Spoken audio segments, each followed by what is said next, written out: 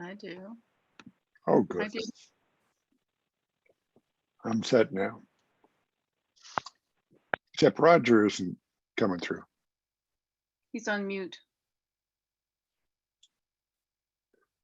Or it could be CATV's link.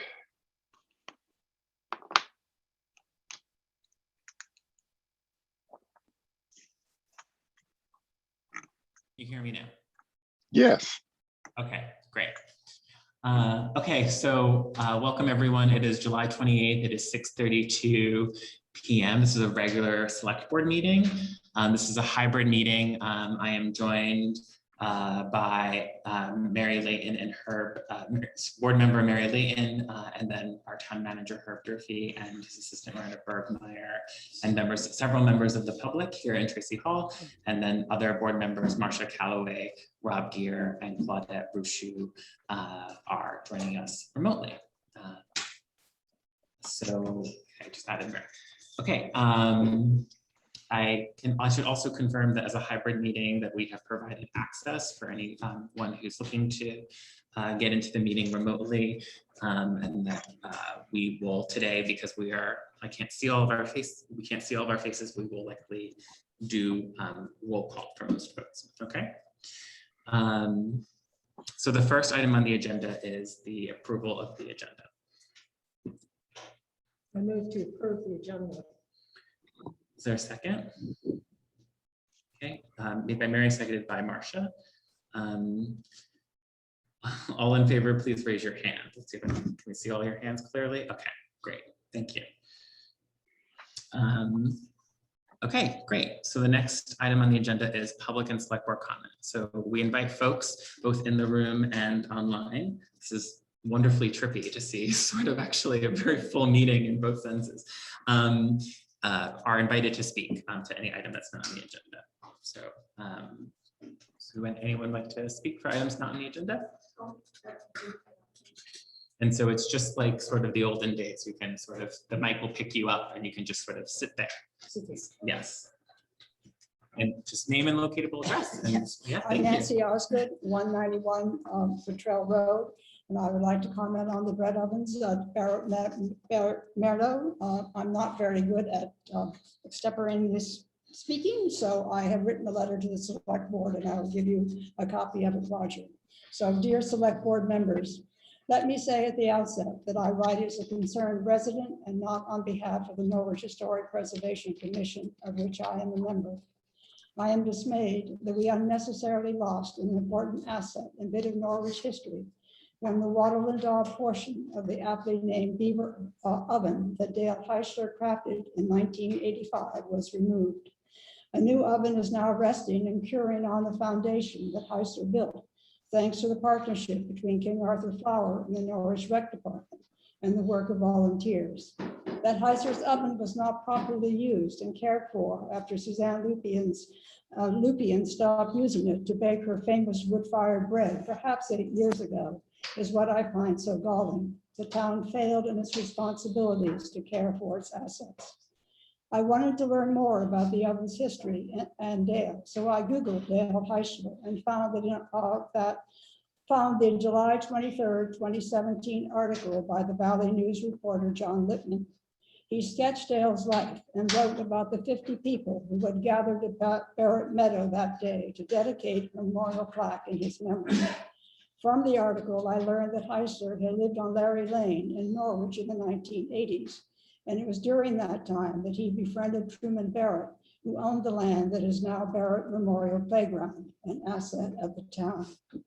It may not surprise anyone to learn that according to the Valley News, Heisler wrangled, that's Lippman's term, with both Barrett and the town for 18 months before determining the exact location for the oven. With that matter finally settled to construct the oven, Heisler drew on his skills gleaned as a third-generation stonemason and from studying 17th century Quebec stone bread oven construction. John Moody, who was quoted in Lippman's article, said that Heisler, quote, had learned from Welsh masons he had consulted about the correct method to mix wattle and daub, and that, quote, if you want this to be here in 1,000 years, this is the way you do it. Undoubtedly, because of misuse, the wattle and daub lasted 36 years. This despite the detailed manual that Suzanne left with the town, so that everyone would know exactly how to use and care for the oven. It troubles me greatly that the oven was allowed to deteriorate, its use seemingly unsupervised, and any maintenance, if necessary, unscheduled. With this dismantling, a bright part of Norwich history was erased. While it's wonderful that King Arthur stepped in to sponsor the building of a new oven, I am unaware of any formal discussion about it. The new one, built under the careful direction of Richard Miskovich, may itself have specific operating procedures that would require oversight and education. I hope the mechanism is there to provide them. I respectfully suggest that the select board hone its gift policy so that it alone can accept or politely reject a gift, and that such decisions are reached only after careful deliberation about the pros and cons of each gift. I hope, if it is not there already, that the gift policy will be posted on the town's website. I would also like to suggest that a process be put in place to check at least annually the physical condition of gifts to the town, such as benches, bandstands, memorial markers, and yes, bake ovens, so that maintenance issues are caught and attended to. Ours is a good-hearted community. There is no reason why we cannot adequately care for the fabric that makes our community. Thank you for your consideration. Yes. Yeah, Brian. So Yeah. yes, thank you, Nancy, and it'll be part of correspondence for the next packet. So thank you. Go ahead, Suzanne. Suzanne Lupien, formerly of Norwich. I thought was wonderful, Nancy. Thank you so much. And I can't improve on what Nancy had to say, but I do want to just point out that, you know, what things signify is just so important. And the board and the town government, you are the protectors of the town. And I understand that there's a big turnover and people move in and move out and they don't really realize sometimes what they have. So I'm just waving at you and asking you to make that part of your jobs a little stronger so that, as Nancy said, the things that are still here, what comes to mind for me right off is the water fountain on the playground, the retaining wall to the cemetery on Beaver Meadow Road, that the things that the humans have done here are the things that really make the town significant. And I urge you to protect them. And you know, I'm going to talk to Nancy and Sarah Rooker about perhaps coming up with a little historic welcome to town booklet, something so that people might have a little chance at finding out things which will inevitably enhance their lives here. And we could go on forever. Some of the people who are in this room right now, George Fraser, Jim Harlow, you know, Minnie. So anyway, I'm really sad about the oven, and as Nancy said, there was no reason why it couldn't have been protected. I tried for years to get the town to board and to protect it against overuse, but that is water under the bridge. On we go. So thank you very much. Thank you. Any other public comments for items not on the agenda? Let's see. Any online? Any select board comments? I guess I'll comment. So I wrote a memo about the bread oven, and I'm just thinking that it takes some technical knowledge to operate the oven. That apparently needs sort of a low and slow firing to maintain its integrity. And it may be too much for transient population or people who just don't know, that I think they want to, you know, have a social time, maybe cook some pizzas or whatever. and it inadvertently gets fired too high. So just in terms of our gift policy, we might have to think in terms of who's around.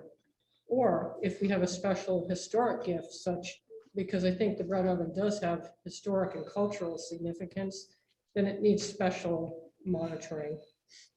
And we'd have to figure out who that would be. So it's just something to think about as we are trying to review the gift policy. But it might unfortunately, if we can't figure that out, we might exclude some pretty special gifts too, just to be fair, so we don't destroy them. So that's my view on it. Thank you, Mary. Marcia, I saw you unmuted yourself. Would you like to make a comment? Yeah, I was just going to echo. I think that's Mary's got a good point. I think that, maybe what we want to consider is things that have this kind of historic and cultural value should maybe be under the purview of the Historic Commission and have a special appointment for that sort of thing. I think in general, we should recommit ourselves to good stewardship of the town. I think that's goes without saying.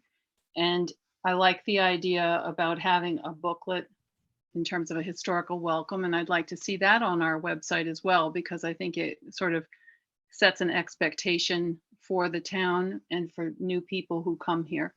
And as Roger knows, I've made some suggestions pursuant to Mary's suggestions for the gift policy, which would incorporate those historic and cultural considerations. Thank you, Marcia. Any further board member comments? I mean, the only thing I would add is, yes, it's sort of, I think we're offering a lot of technical fixes, right, to sort of what folks have delivered very sort of poignant and pointed comments, right, that I think they were really sort of beautiful reflections.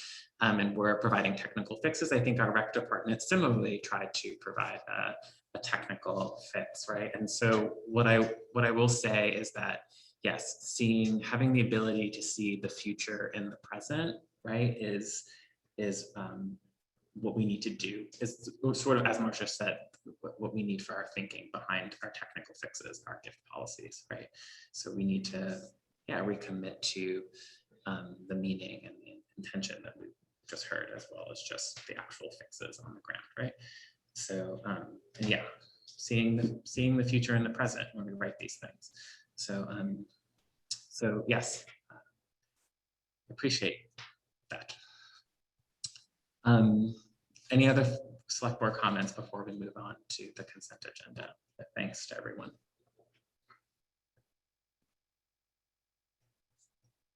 Okay, so let's move on to the consent agenda. So when we, just as a reminder, when we approve the consent agenda, we receive correspondence, we approve the AP warrants, and also finalize the meeting minutes for 7:14 and 7:16. And it has been our practice to make a motion with any pulled correspondence. So let me first ask, would anyone like to pull any of our correspondence at this time for discussion, or can we instead make a motion? Go ahead, Marcia. I was just going to say, with reference to Pam Smith's question about the open meeting law, that might be addressed in your. I tried, yeah. Right. And we're going to discuss that, I hope. If you would like to pull them, then please make a motion that reflects that, yeah. Yes, I would like to pull both yours and Pam's as part of it.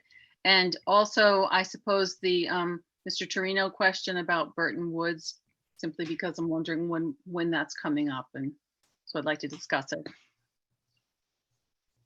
So yes, effectively all correspondence, yes.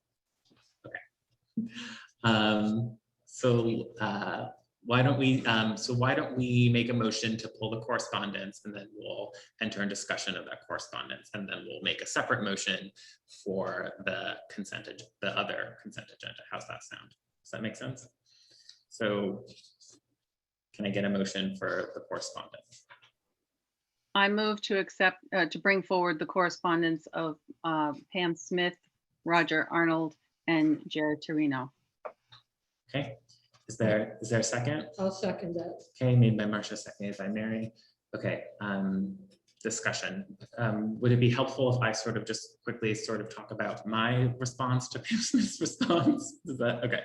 So we received a correspondence and inquiry that like asked after the responsibility for the posting of meeting minutes and who's ultimately responsible for the statutory compliance for open meeting law.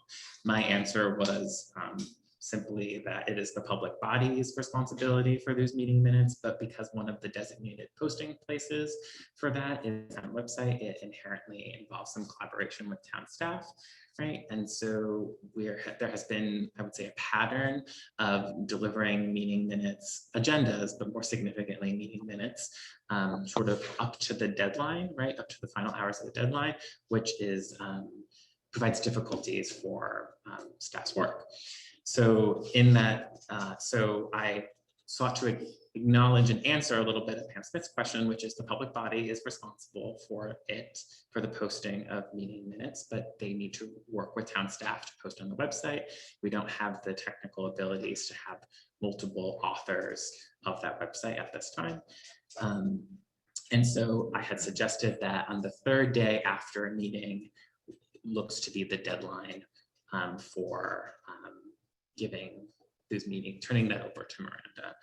But I think like ultimately it would be great to sort of have board consensus that we continue to talk to town staff, right? Miranda, who does this work, had some good suggestions that are not incorporated into that memo. So that's that. Does that help? Yeah. I guess to the extent that your memo was trying to, I think, be sort of a higher standard than the open meeting law itself. It's great, except that there's the problem is that we can't, as a board, make a rule that applies to other elected officials. And I can give you the site for that. It's Couture versus Selectmen of Berkshire. And so basically, if we had a rule that pertained to changing what was in the open meeting law statute, it could only apply to our board and those that we appoint. And so listers, for example, would be exempt from that. Okay, so yes, thank you. And like, thank you for that clarification, Marcia. And I think like ultimately, if we were to look to enshrining this in more formal policy, we would have to take note of that. I think at this point, you know, I would be looking for sort of board approval or consensus that we continue to work on this problem and perhaps draft some kind of message to select board appointed committees, you know, to sort of solve this sort of bottleneck, I guess. Yeah. Okay. Sounds good. Mary, did you want to go ahead and make a point? Yeah, I think I might have been the culprit with Pam Smith's correspondence. You're not alone. I'm not alone. With the And problem. we do try to be diligent. Do try to, you know, get correspondence or, you know, minutes to Miranda in a reasonable amount of time.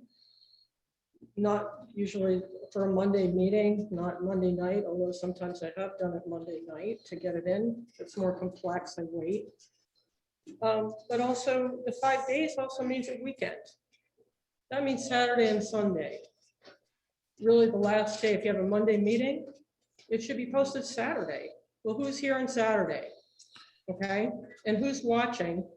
And yes, we do try to be diligent. We're gonna mess up sometimes, but we're also gonna all try to be really diligent. And there's a lot going on here. So I'm not suggesting we, you know, have to make a lot of rule changes. We'll just do the best we can. If we get called out on it, sure. I mean, I'll admit, tried to get it in on time. It didn't work, but boy, got to Miranda on Monday at like 9:01. She had it posted. So maybe people could relax a little bit. Just saying. Sure. Yeah, and I think, Mary, you make the point that town staff does an exemplary job with last minute work. Yes, And I think they have this a is, lot to juggle. and I think this is to our role would to better support, you know, to better support them, I think, in this case, because I think it is hard when you're getting something the morning of and saying like, please post this, otherwise we risk sort of a violation, right? So I think, what I would look for in, as I said in the correspondence, I would like sort of board consensus that I maybe work with town staff and then draft something for possible distribution to appointed for chairs, committee chairs. So I'm seeing some nods. Rob, I haven't seen your nod. Or, okay.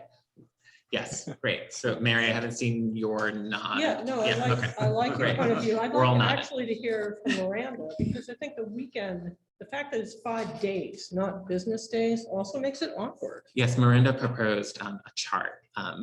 So she had some ideas Okay. because yes, OML does not rest for the weekends or the No, it holidays. doesn't. It's very strict. Does not rest. Okay. Does that help, Marcia? Go ahead. It does.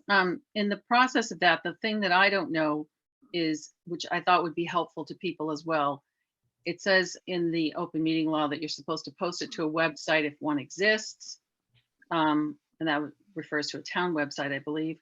And in the case of a municipal public body, posted in or near the municipal office and in at least 2 other designated public places in the municipality.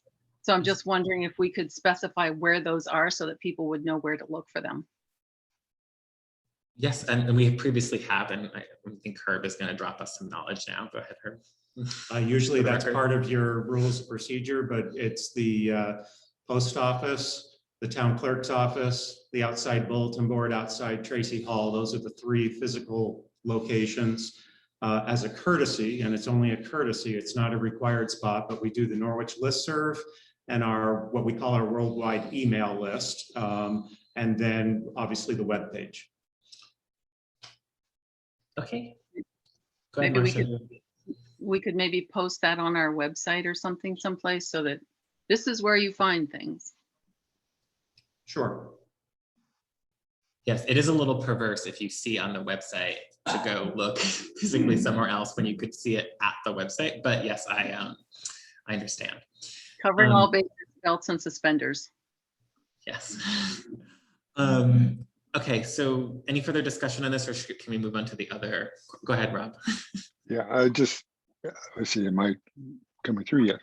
I'd just like to point out that it isn't statute, but generally speaking, everybody makes best effort to get these things in a timely manner. Right, and I think that's appreciated, but I just don't want necessarily town staff sort of like holding the 2 hours to deadline back, right? That's all. But yes, sorry. Okay. Is that it? I didn't mean to get the last word. Go ahead, Claudia. No, I think I was just moving us on to Marcia's other Please. correspondence. Yes, please go ahead. The Trails Committee is drafting a proposal for the select board to review about changing the class 4 to a trail. It's still in a work in progress at their level. And there are very strict statutory requirements that need to be followed to change that designation. And I believe to include public meetings, public hearings, if I'm not wrong. Herb and Marcia are nodding. Their last meeting minutes said that they were going to be working on it at their next meeting. So it's something that will probably come to the board in the fall. So Go the ahead, only Marcia. thing, I just wanted to make sure that there would be ample notice for people. There must be. Don't worry, And never Marcia. assume. Yes, thank you for that, Claudette. That was actually really helpful. Does that, okay, so Yep. Now go ahead, Claudette. I move to accept the correspondence. Is there a second? All, Second. Marcia beat you, Rob. Oh. But all in favor, please raise your hand so I can clearly see. Okay, great. Thank you. And I move to accept the rest of the consent agenda. Okay, is there a second? I'll second it. Okay, made by Cleta, seconded by Mary. Any discussion? Okay, all in favor, please raise your hand. Okay, excellent. Thank you. Yes, that was okay. It was on time. Next, we have a Conservation Commission appointment. Board will be asked to make appointment. I believe someone. Can we begin with the motion? Yeah, let's see. I move to appoint Charlotte Takuba to the Conservation Commission as a youth representative. Is there a second? Second. Okay, Claudette said it, so we'll say Claudette. Any further discussion, including if there's anyone in the audience who would like to speak towards this applicant? Just checking. Okay, yeah. Craig Lane, 782 Tigertown. I'm the chair of the Conservation Commission. I'd like to speak in support of her appointment. She's been to a few meetings already and had really insightful comments and thoughtful questions. She's a young person, which is a great thing to have involved in a commission. We've had someone else from who was a high school student, who was a wonderful person to have with us, the perspective of young people and what's going on in their minds and what they're interested in. And their perspective of conservation has been really helpful. So Charlotte's another young person. We don't want just old grumpy people like me to be on the commission. We need young people. So I really support her appointment. Thanks. That's great. Thanks so much, Greg. Any further select board comments or questions? Okay, I'll call the question. All in favor, please raise your hand. Okay, so yes, please thank our applicant and now member. Okay, so next on our agenda is resolutions for currently serving active duty military personnel, and we're going to be authorizing 2 resolutions, right? But I think I think there's some folks in the audience who would maybe like to introduce sort of more about the folks we would look to be authorizing that resolution for. So perhaps we can begin with that. We have some families here. So and Herb, could you just sort of maybe can I hand to you to sort of make an introduction? Right, so just, can everybody hear me? Yes. Just making sure I haven't spoken yet. Okay. We have here tonight that's representing all of this. We're going to start with Commander Jim Harlow, who's the current commander, post commander for American Legion Post 9 in North. No, which number? 8. Sorry. Sorry, my apologies. It's in the same number. I'm still used to Fairhaven, where it's double digits over there. So, but I would like to introduce Jim so that he can go around the room a little bit, introduce who's here, especially the family members. And there are some Legion members, especially for those folks that are online that can't fully see everybody just yet, but will shortly. Jim, if you could come up to the microphone. Oh man, better get up here. I'm used to yelling anyways. Anyway, for the record, I'm Jim Harlow, and I am the commander of Post 8. And we're honored to be here tonight for this resolution. And as veterans, we know it's hard on families when their loved ones are overseas serving. And it's just nice that the town of Norwich will do something like this. So with us tonight, I'm going to start behind here. And this is J.C. Cobb, who is Sergeant First Class Beckett's wife. And next to her is Miss Paisley Beckett. And for the record, we asked Paisley how old she was, and she made it very explicit. She is 4.5 years old as of today. Oh, wait. And, Oh, that's today. No, today's not her birthday. No. No, it's okay. 4 As of today, she's 4.5. Okay. Oh, okay. So Oh, I yeah. see. Okay. So can you see how That's she's good with numbers, I think. Yes. So anyway, we're very proud to have them here tonight.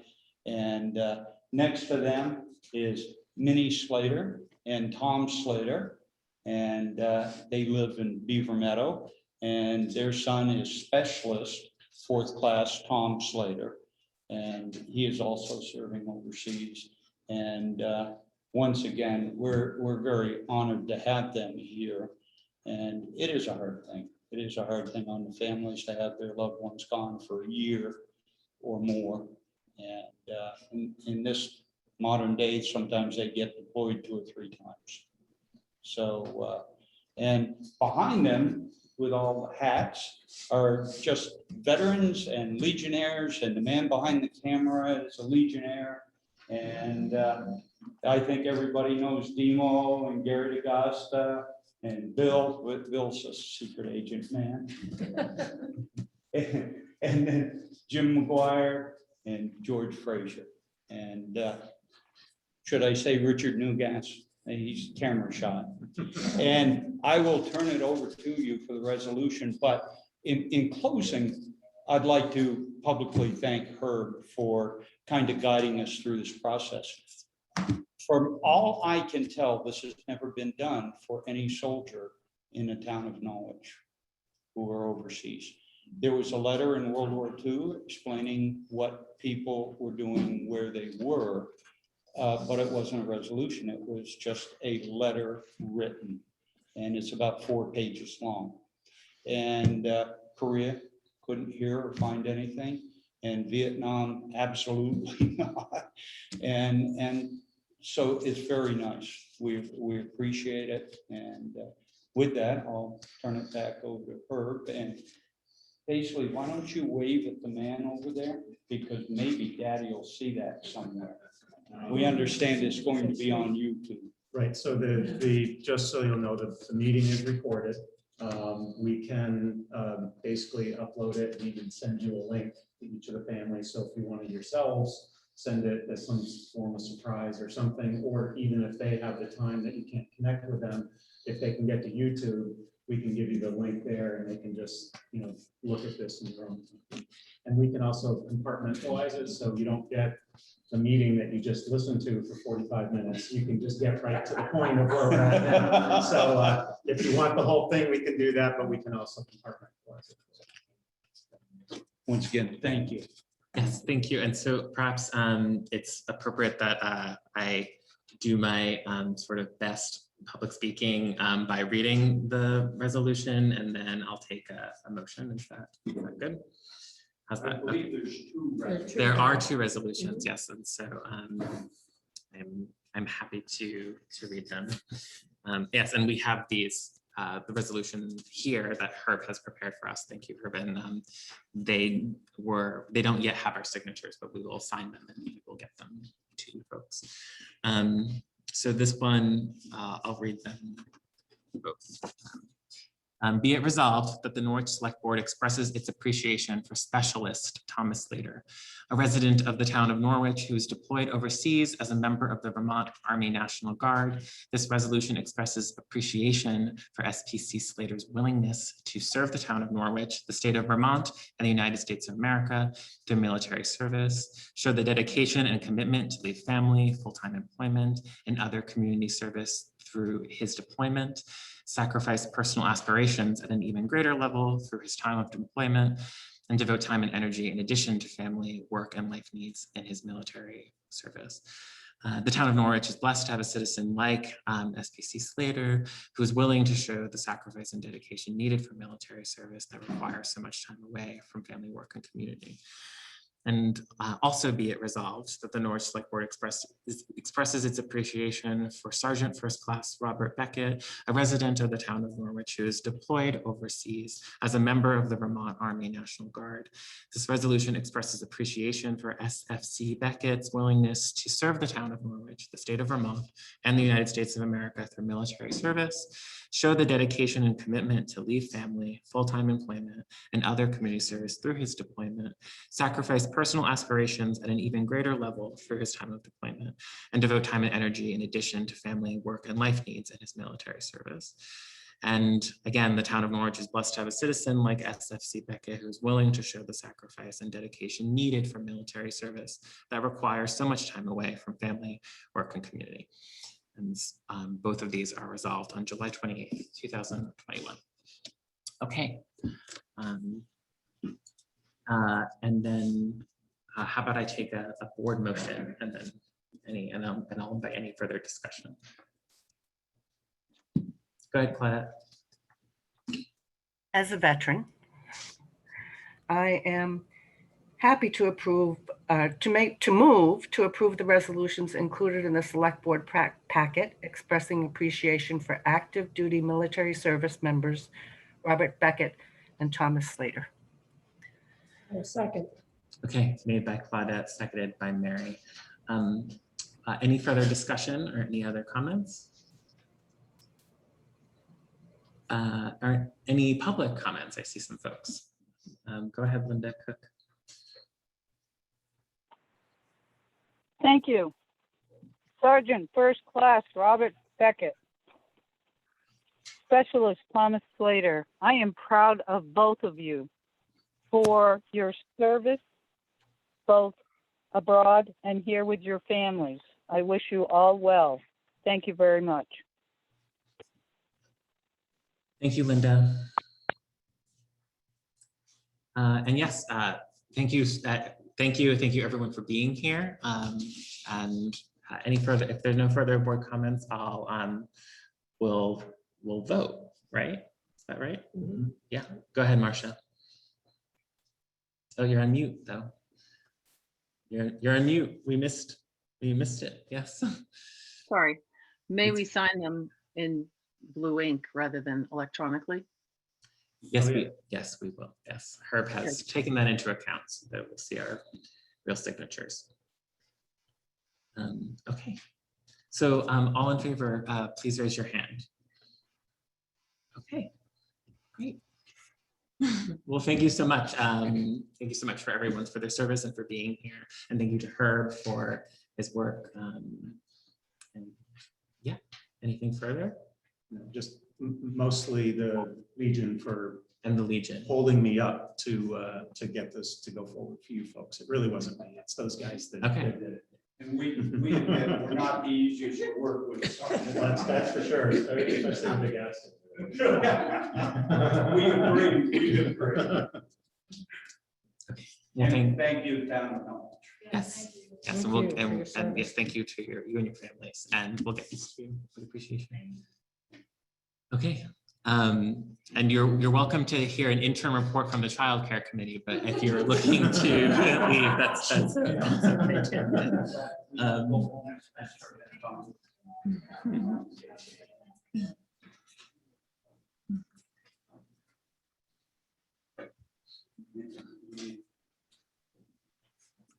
Okay, so we have some folks sort of leaving the room. I see that Rebecca Holcomb, who's the chair of the Child Care Committee, is with us to sort of do a brief presentation sort of on the highlights of a longer interim report. And so we'll hear that, and then we'll take any board questions and discussion after that, and hopefully give them some good feedback to continue their work. So yes, sorry, we're closing, hearing some hustle and bustle because it's a true hybrid meeting. Okay, so yes, so go ahead. Rebecca, can I turn it over to you? Absolutely. And I won't take it personally that everybody left, but I'll just express my gratitude to anyone who's left in the room for their service, and also appreciate that. And I'm glad the board recognized them today. Roger, I don't know if it's possible for me to share my screen. Do I have that permission? Yes. Okay, so I'm going to do that right now. Oops. Let me see. Nope, don't want to do that. So are you able to see this? We're not seeing anything now. Okay, I'm presenting. I'm trying to, let me go back and try again. I'm trying to figure out how to bring this up. Have you given me the ability to present? I've allowed multiple people to share the screen, which is usually how I do it. Mhm.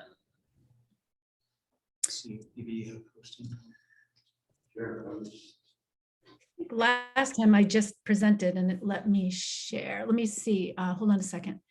Oh, wait, I know what it is. I forgot to do this. I always forget this. Oh, okay. Here we go. There you go. Now you go. Okay, perfect. Okay. Thank you. Oops, did I get the wrong one? Are you seeing the, what? We're sort of seeing only the top of your window. There we go. Perfect. Okay. Okay. Perfect. So now I'm going to present, and now you should see the whole screen. Is that right? Interim Yes, report. we do. Perfect. With my little niece, Veronica. I thought we'd have to have a topical child in the picture. Wanted to thank you all so much for giving us the chance to do this. And I'm here presenting tonight, but I want to thank Mary, who has gone above and beyond to keep us organized, but also our committee. We meet at 8 o'clock at night because we have several parents on the committee who need to put their children to bed before they come and do this work. And I'm so grateful to them for bringing their professional skill to try to make a good presentation for you as well. So the first thing I wanted to do was to tell you and encourage you to take time to read on pages 3 and 4 of the interim report. Those are the key findings, and we worked hard to pull those out so that if you were in a rush, you could quickly find the key findings. And I'll refer to some of them today as we speak, but those are also there. If you have questions about those, that's a good place to begin the conversation when we get there. As you may have known, when we came back and presented, I think it was back in February, we outlined a body of work, including what we would do before this current report. And the first of the items that we committed to doing was conducting a survey of current parents in Norwich with children under the age of 5. And we worked hard to get this out through a variety of methods. Thank you to the town and the school district in particular, but also to folks on the listserv and other places who contributed to this. And we did have 62 parents of a total of 82 children under age 5 respond, which given the size of our community is actually a pretty significant response rate. We felt good about that. And the overwhelming concern, and you have picked this up if you read the report, was that there is a lack of available slots at childcare centers, but that we need to be very specific when we talk about lack of affordable care. We hear a lot about how there isn't enough childcare in Vermont generally, but also in Norwich. And what we found when we looked at care is that there were particular shortages in certain areas, particularly with respect to infants and toddlers, who are the youngest children, and that also the price of care was quite significant. And so 68% of parents said they couldn't find the slots that they hoped for, and that also the cost was very, very high. And that had impacts on some of their other decisions. So 3/4 of the respondents in this survey said that to make their childcare arrangements work, one or more parents had to stop working altogether, or that one of them had decreased the amount of time that they could spend devoted to work. And obviously that has implications for family income, for other aspects of life, and also for tax receipts in the state. So that's a pretty significant finding. The other significant finding was that over 1/3 said that they'd cut back on spending for other life actions, whether it was food, healthcare essentials, savings, long-term financial stability, or housing. So that clearly parents were having to make financial choices to prioritize childcare. And so that was one of the most significant findings that we found. The other finding, the lack, was around full day slots. Many parents noted that there was care sometimes available, but that it didn't cover the full workday, so that if you were a parent, it was very difficult to access. The other item that we committed to do, it's not advancing, oops, there's a delay here, was to survey providers. And we did an initial preliminary survey verbally over the phone. So these were phone interviews conducted by people on the committee initially. And then based on that input, developed a more robust survey that we could send to providers in the area. Those surveys are still coming in. So this is a preliminary survey, but because we chose to conduct our verbal or oral interviews with people in what we call the 4-town area, Hartford, Lebanon, Hanover, Norwich, we actually think we picked up the providers that serve most of the Norwich children.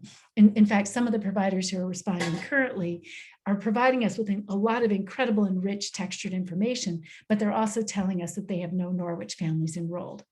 And from the private childcares and the childcares generally, and our survey included the Marion Cross School, which is why I'm referring to private childcare separately.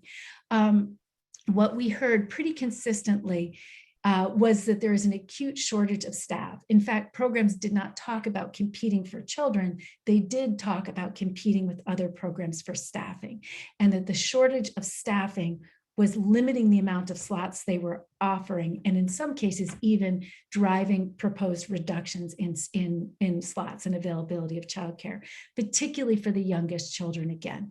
And that's because if you can't hire someone, obviously with the right qualifications, it's difficult to staff sufficiently to operate a toddler or an infant room. We heard that from all the private childcares. The only two programs that didn't mention that were the two school programs. That's the Marion Cross School and the Immersion Montessori program in Lebanon, both of which pay, obviously the teachers at the Marion Cross School are on the teacher salary schedule, and the Immersion Montessori is paying over $20, $21 an hour. So they're paying a lot more, but they don't perceive that they have the same staffing challenges. The providers echoed what parents said about acute unmet demand for care for the youngest children. In fact, I think there were 11 slots for infants in Norwich, and 6 of them were in a program for a program that doesn't serve any children from Norwich. So there are very, very few slots available for these youngest children. There was unmet demand also for the full day pre-K slots at the Marion Cross School. The wait list is actually longer than the number of slots that they're able to provide, but that for many of the other preschool age programs, many programs indicated that they were able to resolve wait lists by the start of the school year. So it didn't seem like there was an acute shortage of pre-K slots. So again, when we talk about shortage of care, we have to be very specific about the age of the child that we're talking about, and also the length of day. It was the full day slots, not the part day slots. So those were some of the key findings there. With respect to cost, which is something certainly that echoes the report that we made in February around the cost of care, we found that there was significant variability of cost across programs, but that overall it was expensive. And in fact, if you're in a childcare, that one of the employer affiliated childcares, if you have a child who's 0 to 3, you could spend up to $2,100 a month, or about $25,000 a year to get care for an infant. And then for the older care, the range was free, because effectively pre-K, the full day pre-K program at the Marion Cross School is free, to up to $1,700 a month for a child who's getting full day care in that same provider, or just over $20,000 a year. And there was some evidence in the data that there's pretty significant, some of the programs seem to serve more disadvantaged populations than others, and that may be partly an artifact of the fact that some of them are employer-based or related, and some of them have specialized services. It's worth noting when you look at these rates that we quoted here, that some of the programs that we cited actually have increased their rates since we did this survey. So these are actually low compared to what some programs are currently offering. Both parents and providers, this was an unexpected finding, but both parents and providers talked about a need for paid family leave or something like that. And this was a problem that both said was made more acute during the pandemic. If a family has to quarantine because someone's been exposed, and sometimes repeatedly, parents and families really, and actually providers as well, because they had the same problem, really struggled when children were sick or schools and programs were closed and parents still needed care. And that this caused many families to really fear losing work or losing wages, and really struggle to take care of their children during the pandemic without some kind of safety net in the form of paid family leave. We also looked at tax credits and related, there are also the savings plans, other benefits that people have mentioned, and thank you to her for forwarding me some of that information. And we also consulted some academic researchers at American University who've done a lot of research around the effect of tax credits, but also employer subsidies for family savings accounts that allow people to pay for childcare. And, you know, some of the challenges in this landscape is we don't know fully what the tax credit landscape will be. It does tend to benefit working parents. The current American Rescue Plan tax credits are a huge benefit to many families with young children now. As of now, they're not projected to continue. We don't know whether that will be, but there's also evidence that tax credits can help family finances, but they tend not to shape family childcare, in part because they tend to come too late and they tend to be too unpredictable. So again, while they are pegged as a support for families around childcare, the research supports the relief on family financial situations, but it doesn't support yet that this kind of demand side portable credits or subsidies actually impact supply. So if there's a story coming out of these findings from interviewing providers, looking at the benefits and the research, it's that we have a pretty critical challenge around supply, but the tools that we're currently using aren't really addressing supply. And that's why this problem has proved so intractable. We did also have a section, and I encourage you to read it, and we are committed to updating you because both of the pending legislative initiatives that we cited in our interim report have task forces associated with them that are working through the summer to come back with proposed legislation in the fall. And we will come back to you with updates on the work on these two initiatives. The first is that the legislature did substantially propose new investments in CFAP, the child credits for and the assistance for families who are working, who tend to be lower wage families. And they propose to extend the band of eligibility to families who are earning up to about 350% of the federal poverty line. That's lower than many of the families in Norwich, if you look at the data that's already available on household income in Norwich, but it could benefit some families who are eligible. However, there is not yet a financing mechanism for this, and that is what presumably the committee will come back for.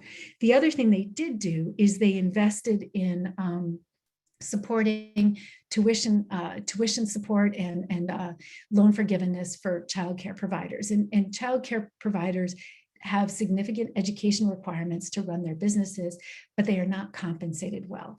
And the hope was that by taking on some of the burden of the education costs associated with serving in that capacity, it would make it easier for people to enter the profession. I think we also have to be realistic about the fact that it may make it easier to enter, but this isn't going to task or touch the challenge of low pay, which we do know from our providers has made it difficult to attract and retain staff. In fact, we have more people certified to serve as early childhood educators in the state than there are positions. Many of them choose to move into school systems because they're better compensated there. And that is something that we heard.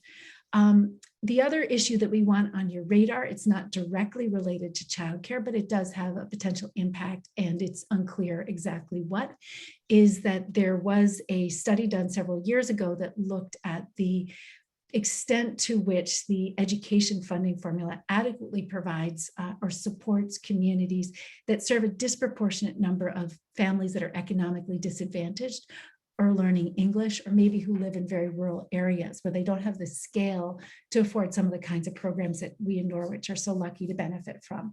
And what they're looking at is modifying the education funding formula to increase the tax capacity of those communities. And the probability is that that will have an impact on the tax rate here in Norwich.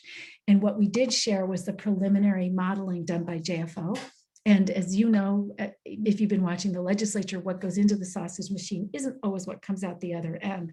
But so we don't know, we can't tell you now what it looks like, but I do think it's realistic to expect that this will have an upward impact on the Norwich education tax rate. The current modeling suggests it could be up to 50 cents. Again, part of what they're compensating for is the cost of social services that more disadvantaged and students, communities have to bear. There are many ways to address that need. We don't know how the legislature is going to choose to address it, but the committee felt strongly that we had a responsibility to put this on your radar because it would affect your planning and how you think about some of these issues. Enduring challenges, just to summarize, we are going to have to figure out as a community and as a state and truly as a nation as well, how to address the fact that there's not enough qualified early educators who are willing to work in the private providers in particular. The state is helping, but in the long term, this doesn't seem to address the issue of compensation. We see that the costs of care are high, and they're also increasing much faster than inflation, despite significant new state investments. And in the report, you saw that there was data that at the 75th percentile of income, the rates had increased 20 to 26% between 2015 and 2019. And again, this year, we'd already heard from a parent who called in and said her rates gone up 20% in 1 year. So that is an enduring issue we're going to have to cope with. There's also some evidence that our current system of portable vouchers may not be targeted enough to ensure that care is being created in the places where it's needed, particularly the youngest children and the toddlers, and that it may not be providing providers with the predictability of revenue they need to make business decisions about expanding supply. And we heard this from providers who talked about the variability in the rates, particularly in the small providers, if your enrollment fluctuates by just 1 or 2 kids in a year. And we also see this in providers saying that it's much easier to provide care for the preschool age children. And there are providers who only serve preschool age children, and the entire cost of care is covered by the state subsidy. And they don't have waiting lists because that's not the product that parents in Norwich seem to be really interested in. So there's some issues around there. And the committee is committed to going through some of the research we have received from our contacts at American University and doing more work to look at initiatives that are taking place nationally and in other municipalities around using contracting as a process, contracting and grants as a process to direct investments so that you can provide more stability and support development of supply where it's needed. And then the final issue that we'll have to grapple with is that there is state policy instability, and that does make local planning more challenging. So as we get information from the legislature, we hope to be able to put that into a report that we can give to you in the fall, and you can use to inform your future conversations here. So as we, by way of closing, I'd like to make sure that we just review what we've already committed to you in February, in our February report to do, but also to take time to hear from you. What have we missed? What do we need to look at? What in this list should we take off if you don't want it? And what is it you'd really like to have in hand that we haven't addressed by our time in December? We've committed to working with Bree, and we're very grateful to her, but we need to do a much more robust review of the municipal programs that already exist. And that also includes the library, which it plays an important role. We're still receiving surveys from providers, and we'll make sure that information is used for you. We'll update you on what we've learned about the most recent policy developments and what they can speak to and what they can tell us about how to effectively address some of our challenges. We also committed to doing some case studies of various approaches that Vermont municipalities have taken. And there are some very interesting models around the state that we can show you just to tell you how other municipalities are thinking about this. And we've also received some good communication, too late to incorporate in this report, around historical and informal solutions that Norwich families have taken. And we look forward to following up on those and including them in a subsequent report. So I'd be happy to stop there. I do see there's one question that I can address in the chats, or we can take it as you wish, but I'll turn it back to you, Roger, to direct. Yes, thank you. So yes, thank you for the public comment in the chat, which I will read as a public comment after board members have an opportunity to ask questions. So Becca, can I ask that you maybe stop the screen share for the moment? Is that possible? Absolutely. And then just so we can see faces. Yeah, excellent. So maybe we'll take board member questions and comments first. And thanks to that report. Go ahead, Marcia.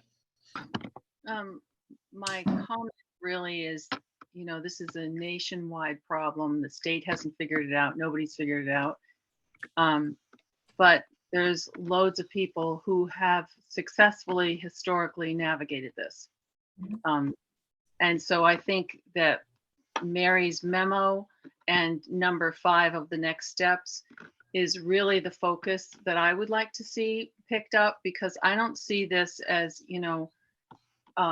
one solution problem. And childcare is something that I think is unique to every family. One size doesn't fit all, and all options, if they even exist, from state or national help or even town help, aren't going to satisfy everybody. So I'd like to see not just, like one solution, but a lot of solutions. And I would like to see a lot more input from people who have successfully raised children without any of those helps. When we came here 25 years ago with a 3-year-old and I don't know what he was, 7-year-old, it was tough. but you put it together, and I think that kind of experience that loads of us have can be helpful. So I think you've done good work so far, but I think that's a really big missing component. Thank you. And I think we will. And I think Anne-Marie Smith had written a memo with some suggestions of things to look up, and we'll absolutely look up in that. I think we had committed to surveying the current situation. And I think that we can learn from the past, but I also feel that now we know a little bit more about where Norwich is currently. I think it's easier to go back, and we will absolutely make that commitment to reach out and do some broader conversations. I do have to say there are some things that are different, and I too raised children and had some different kinds of struggles. And I had a child at one point who was sick, and I stayed home because that's what made sense for us for a while. But I also am mindful of the fact that there are some challenges on young families having children today that I did not face even just a couple of years ago. And there are a couple factors converging that make it a slightly different situation. It doesn't mean that we can't learn from some of those other options, and there are plenty of things we can learn. It just means that we need to think about how to bring them forward in a way that's appropriate to our current context. And I hear you, and Marcia, I will actually just pick up, because I think you mentioned the national landscape. There are some of these issues that truly may have to be addressed at the state level, but I also feel that in some of our conversations, and we're reaching out to people who are working on childcare regionally, we can also play a role in helping people understand what it is about state policy that may actually not be serving communities as well as it might be. So I think there's that role too. And so I think we have a lot of work to do. We've got a couple more months, so we're going to wring every minute out of that to try to do what we can. But thank you for your feedback. It's an important point. Rob, did I see that you unmuted yourself for a question or comment? Nope, just unmuted myself. Okay. That's okay. Cool. Oh, hey. Go ahead, Mary. I just think the most frustrating part of studying this problem is just to know that the early childhood educators can't get a decent wage. And I don't know what Norwich could do about that unless we have a letter writing campaign, or I don't even know who to talk to about that. But to put that investment into education and to be, knowing exactly the right way to educate a young child and have it be safe, have it be appropriate. I mean, that's priceless. There's so much going on developmentally at a young age. It just is very discouraging to me, and I'd love to know what we all could do to change that. So a statement, an article, I don't know, select board letter to the editor, plea for help. I don't know. I don't think there's anything really obvious, but I find it very frustrating. Thank you, Mary. So I have a question, actually, if that's okay. I was curious about this sort of the conversation around contracting as a possible solution, and to understand how contracting as a policy decision works or doesn't on a municipal level, right? So, and just to be clear, the way that contracting would work is rather than sort of having a reoccurring or one-time sort of injection of like a subsidy, this would be about, sort of a prospective payment or a long-term agreement with a funding source and a provider. Is that sort of how what we mean by contracting is just, and then who is typically the funder? Is it a state actor? Is it a grant? Could it be a municipality? And what does that look like in terms of the supply question? So I guess if you could just maybe speak a little bit more about like what you help to investigate with contracting as sort of. Right. So I think we have a lot of work to do, because I think there are lots of ways that contracting could take place. So for example, there is a school district that had some extra space in its building, and they set up a contract with a local childcare provider. And basically they provide the building, which has to be plowed and heated and everything else.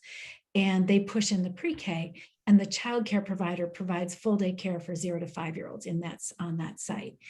because they didn't have to deal with the overhead, they were able to raise the wages of all their staff, and it provides for members of the community. That was the commitment back. The district saying, we're giving you this community resource. We want you to use it for our community. So they set up a contract that spelled that out. That's one example that could happen at the municipal level.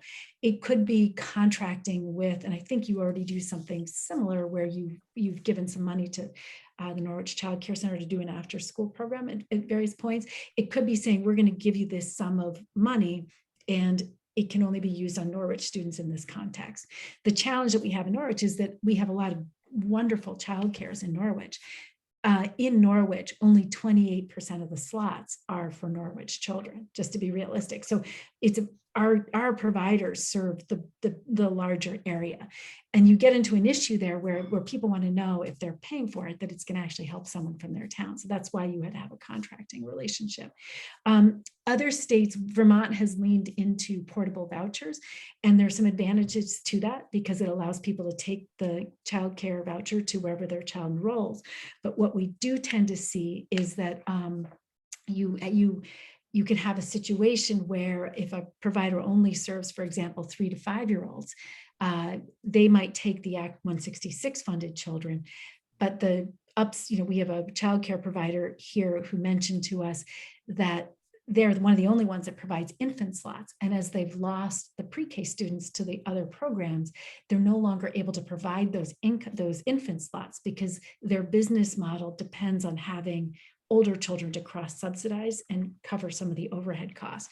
If you were contracting, you could say, we would provide you with this stable number of kids so that as a business, you could count on having 10 kids and you could invest in infant slots because you know you'd have stable revenues. Those are some of the examples that the partners from American were talking about, just to give you a sense of how contracting works. It's actually, frankly, how we used to do it at a much smaller scale as the school district with local providers. So, again, what it looks like and how it works with Norwich is a function both of who's paying and, obviously if it's a state subsidy, there's no role for the municipality to have any say in that. That's a state decision. It is an issue with local investments. So, again, we're not telling you what to do. What we can do is lay out a variety of strategies that communities have used to try to target the investment so that the investment is creating more value for the dollar spent. And does that answer your question? And we'll give you a much more robust explanation later. Yes, yeah, absolutely. Just in terms of providing more of a sort of descriptive language around what sort of contracting means, right? So I think that was helpful. And then I have one other question, but Mary also has her hand up. So go ahead, Mary. I think as a committee, we've been trying to really try to stick to research and really trying to stick to the 0 to age 5 population. We want to broaden that, but also I sort of am feeling the need and wondering if other board members would agree to maybe look at case studies, play around with scenarios, think about what could actually be done in Norwich. So I'd like to know from other board members if they feel that's appropriate with the charge that we've given this committee. Thank you, Mary. So let's circle back to that question because I think that's a good one for sure. But I want to make sure that other board members, if they don't have any other questions or comments before we get back. And I just want to be clear that people understand that the last item on the next work, the issue that Marcia brought up would be part of this as well. I mean, there are ways that the municipality might convene some of those other options as well. Go ahead, Rob. I'm personally very appreciative of the quality of the surveys and the information, the data that's been collected. I was disheartened because it's such an intractable problem. We have to be very creative if we're going to be able to figure out something that will make it more feasible to have quality care for our kids.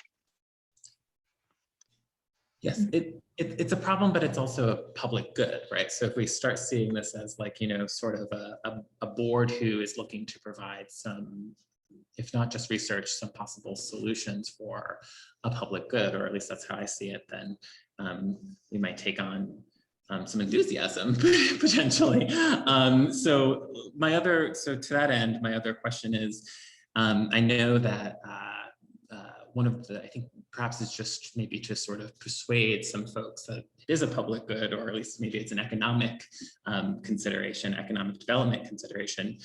They talk about sort of the issues for attracting sort of diverse hires to the region, right? Sort of as a burden for hiring sort of the needs that they hiring people for the region, right? And so one of the things they talk about is like a cooperative model for their employees, right? And what would that look like? And I think obviously we don't necessarily have tons of employees to like offer that as sort of a benefit, but is this a case where we need to join in sort of the 4 core towns or other communities to think about what a cooperative model is for either employees or, so what are the other, we're talking about it as a sort of a familial problem or public good, or, are there other areas like economic development where childcare is discussed, and sort of, are there different things like cooperatives that are used to sort of solve these different ways of thinking about it? I don't know if that makes sense. That was sort of a convoluted. Well, there was a lot there. Yeah. I think there's a lot of issues. In fact, some of the childcares that we interviewed have cooperative models and have been historically cooperatives. One of the challenges that they're seeing, and I don't think this was in the report, but is that as more and more families have to be 2 working parents to afford to live here, parents are struggling more to do the cooperative side of the cooperative.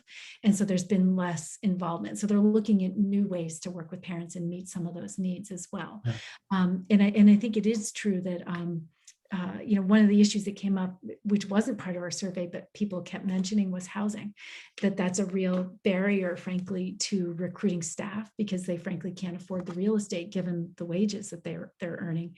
And it was also came up in the context of parents saying in response to the survey, how can the state expect to have people live here if they can't afford to live here and can't afford to take care of their kids here? And so that did come up. And so that is one piece of it. In terms of cooperative partnerships, I think there are opportunities to work with other municipalities around some of these issues. One of the challenges is that there is a very different legislative landscape in Vermont and in New Hampshire. So for example, we provide vouchers for pre-K that are portable within Vermont, but not portable to New Hampshire. So that, that creates a financial incentive for our 3 and 5-year-olds to 5-year-olds to be on this side of the river for obvious reasons. It's a significant chunk of money. So there are opportunities there, and there are also some challenges that would have to be worked through. And obviously the subsidy programs for childcare assistance, those are different in different states. We have a different way of distributing those resources than New Hampshire. So you have to sort of work through those 2 things. And there was one other thing you said that was related, and I'm sure it will come. Oh, you kept talking about it as a public good. I think one of the challenges of Vermont is that actually we have universal pre-K subsidies for pre-K students, but it is delivered through a market, and markets they function differently than, say, a public school system. So you have to manage it. You have to manage it differently. So when you're doing a cooperative, the town of Norwich doesn't actually manage any childcare. It does have private childcares in town who serve Norwich children. It's not as clear what the role of the municipality is in supporting those partnerships, since those are really private nonprofit enterprises. It's not quite the same as if it was your own school district. So those are some of the issues that are going to come up. Okay. Yeah. Thanks so much. As the chat reminds me, we are running over time. So why don't we let's take some public comments. And then we'll sort of get back to Mary's question about in the committee charge and the value or not of talking in a specificity of sort of case studies rather than solely research, or what kind of combination of that we would like, if I'm paraphrasing that correctly. Right? Yep. Okay, so are there any public comments?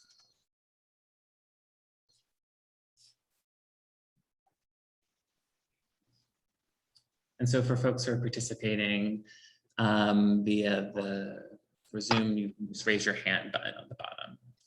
Otherwise, I assume that this is a public comment, so I'll just read it from the chat. Doug Wilberdine asks, so is this an ask for Norwich to pay for childcare and or subsidized childcare, or is this just a general study? And they comment that it feels like there is an ask to Norwich taxpayers to pay for childcare. And then they also ask, can we just cut through that ask? And questions whether or not we're talking around making such an ask. I think Rebecca, I think I'm going to ask you to address this because you specifically at the start of the committee's work talked about sort of audited the charge and talked about what was sort of in your wheelhouse versus what you felt wasn't, or what the committee felt wasn't. So could you sort of maybe speak to some of that a little bit, or just sort of remind us of what you've previously said publicly? Right. I think we're very clear that it is not our job to make recommendations, and we took very seriously the responsibility for researching what we could about current supply of childcare, current demand for childcare, and what various options are, and learning from providers who serve Norwich children, learning from parents in Norwich who have children.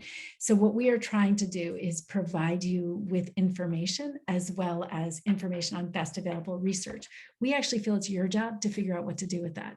You are the elected representatives of the town. I am not, and I don't think anyone in the committee feels that it's really our place to do that. You have a broader perspective. You weigh this choice and this issue against the many, many other important issues that come before you in a way that we really can't.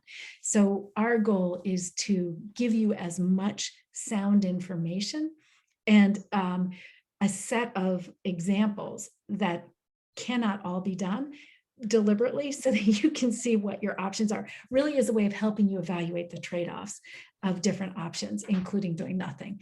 And so it really is just to support the select board and make sure the select board is as informed as it can be. I can't cut through the ask because there is no ask at this point. And certainly that's not something we see as our task. Thanks. Thank you for that. I really appreciate that clarity. So how about we just sort of get back to Mary's question about to what extent should sort of case studies or municipal examples be dived into more specifically in the next report. Do board members have any feelings about that next time, at this time, or would they like to think about it and sort of send word to the committee? So that's sort of the last question for this agenda item. And then I see Bree Svensson also has her hand up. And we'll take her comment. Go ahead, Marcia. Sort of just more free form thinking here. I sort of see this 0 to 5 age group as dividing into two parts, 0 to 3 and 3 to 5. Just developmentally and educationally, I think. And it seems to me that those two groups need different sorts of attention. For my own family, I can tell you it was difficult to find childcare because we had 2 full-time people with more than full-time jobs. And it was difficult to find what we needed for under 3, but we did it. And that's sort of the case study thing. But then 3 to 5, our answer was Montessori. And I really believe in that sort of early educational opportunity wholeheartedly. And it was discouraging to me when I was investigating options for after school care and things. We used the Pitt Connors service, and I was disheartened that there was a persona non grata sort of impression that group was not welcome at the school. And it seems to me that one of the first things we should be looking at is how to incorporate a school system which is about education. And if there was any way that we could do something with a 3 to 5 sort of program, I think that would go a long ways toward helping problems in terms of childcare. And the other sort of thing that I would just throw out there is it's great to think, I think, about collaborations with other towns. But I can tell you, as a person who was, working way over 40 hours a week, if you have a sick child and you need to get out of work and get them, driving to a different town is maybe not even possible. And your spouse is across the world or across the country doing something. You need to have lots of connections, and probably you want to have something as close to your locus as possible. So just some ideas. Yeah, and that, Marcia, was echoed by families who, and some of the childcare choices people made reflected where families work. I don't know the full history on the after school program. I do know that the legislation around childcare regulations did change. And one of the things that is different from what used to be a couple of years ago is that school-based programs that provide childcare and charge for it have to be regulated as childcare as well. And now that did not used to be the case. And I do know that many school-based programs stopped providing those programs when that change was made. The school is registered as a childcare to serve the 3 to 5 year olds right now. And so we do have a very robust program for 3 to 5 year olds. It's a full day program. And again, the waiting list for that is longer than the number of kids it's allowed to serve right now. So that is obviously a successful program that does have an educational mission. And some of the child cares in, the Norwich Nursery School or Child Care Center of Norwich, is looking at a Montessori model or a Reggio Emilia model. And then there is the immersion Montessori. So there are a number of people playing with that model already in the area. We will look at these and we will try to give you a more robust perspective on what some of these other options are and what some of those other regulatory barriers have been historically and how that's played out in the current situation, just to help this committee again understand where the opportunities are that could be harvested for Norwich families. Thank you. Very good points, though. Any other further comments? Go ahead, Claudette, please. Just to answer Mary's question, I don't think I have enough information yet to be able to tell you if I think that this group should delve into specific options. What kind of information would you need?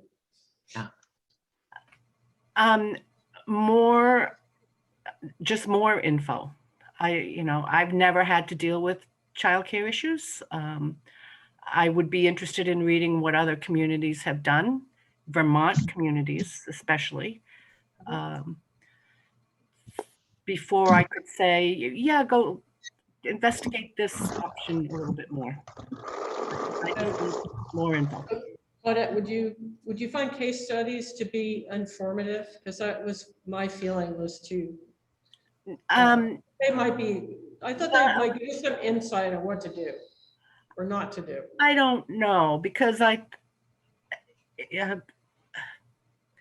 maybe case studies based on, have a case study on a low-income family, on a single parent family, and then a case study on somebody who's in the geographic mean or economic mean for the state or for the county, and then someone who's in the higher pay scale area. Yeah. Maybe one of each would be helpful, because they're someone on a single parent with limited mobility, maybe doesn't have a car. It's going to be a whole lot more difficult for them. I was thinking case studies that had economic solutions, like being able to find the space or a reduced amount that lets you raise the salary. That was one of the examples that Rebecca had. Just things like that. But, we don't want to, I think we need to get a little bit more towards how could we actually do something about this in Norwich. So I think what I'm hearing, and maybe I just want to check that I'm hearing what you're asking. I think what I hear you saying is that there may be different, some families may be feeling challenged more acutely than others, and that we need to understand those families to make sure that we're giving every kid a fair chance. And that there are families that, talk to someone who lost their partner, and that's a challenge. I mean, all of a sudden they have to deal with everything that they used to have help with, and they're trying to figure out how to make it work. That's a different situation than a family with 2-parent income able to afford care at the Dartmouth Child Care Center, for example. So looking at some of those differences, I think, is what you're saying. Yes. Maybe let me think about that and look at we do have some survey data from the parents. This is actually this is actually a community that is one of the wealthier communities in the state, which means that we are going to have individual stories. But what we do have is the ability, because parents indicated on the surveys roughly where their income fell, we are going to be able to pull out how parents at different income levels responded and maybe give you some more nuanced detail. And I think that would speak to some of the challenges. I just want to be clear, there may not be too many people in some of those income groups, but we can certainly try to break that data and look at it that way. And that is something that that one of our committee members in particular is interested to do. So that it's a good question, and we will do our best to address that. I think without sort of providing sort of an aggressive amount of supervision, I think we're sort of in that, I'm getting a sense that we would benefit from hearing sort of the committee reflect back on what we're sort of, reflect back on this meeting, and sort of, it might make sense if we sort of maybe reflect on this meeting, take up our own notes, and then sort of compare them sort of, you know, before we embark further, just so we can have more opportunities for communication. We can schedule an agenda item as a check-in sort of before that report, just so that we are getting what it is that we need. So I think that's just key, maybe. We're also meeting with some other people who are very involved in childcare issues regionally, and we should be able to pull from some of that information. Some of the speaks to the questions that were just raised. So I'm going to take a public comment from Bree Swenson, and then I'll sort of ask for other public comments, and then we do need to move on. Yeah. So first, Claudette, thank you for addressing socioeconomic diversity, because that is a thing in Norwich. It is here. And just because your income is high doesn't mean that your cost of living is not so very high. We're a family that actually has had some challenges with that, with childcare. So I did notice in the report from the Child Care Committee that I was mentioned as a municipal option. I just wanted to let people know who were watching this that we are not 0 to 5 in Norwich Recreation. We are 5 and up. We're, you know, K through 6, and actually right now K through 8 because of summer camps, fully immersed in addressing the childcare cliff that families find themselves dropping off as soon as you realize that, yes, you have childcare, and then you get to kindergarten and there's a 3 o'clock pickup, or there's a 2 o'clock pickup, or there's a vacation, and that's what we address. So I just want to make that very clear. That's all. Thank you, Bree. And I am so grateful to you. And we talked to Bree, and we realized that the surveys that we did were very focused on 0 to 5, and it didn't adequately address the reality that, you know, the state considers early childhood up through age 8, and there's a reason, you know, we did not want to rush it because we felt it deserved a much more robust review. And so that's really one of the things we're talking about. The next meeting is how to pick up and follow up on that piece of work with you. Bree, you mentioned something else that is part of why I'm hesitating in the response to Claudette, which is that there is a childcare cliff, and there is actually a point in the income distribution where if you work more, you actually are more penalized financially. And so the reason I'm struggling is it's not a clear line, and you are actually really penalized at some point beyond that. And that is shifting because of the shift in the state data, and it's shifting because of some of other things as well. And so we are going to be able to disaggregate a little bit, but it's going to be a little bit messy because of the childcare cliff. And what we can do is show you where the cliff is and where we expect it to be hitting parents, but the data will be a little bit messy because parents are reporting after the fact, if that makes sense. But there's no question that you know, there are parents who are single parents who are working with quite modest incomes and extraordinary household costs, which is why one of the parents in the survey actually said it would do more to help childcare if you just dealt with the housing crisis.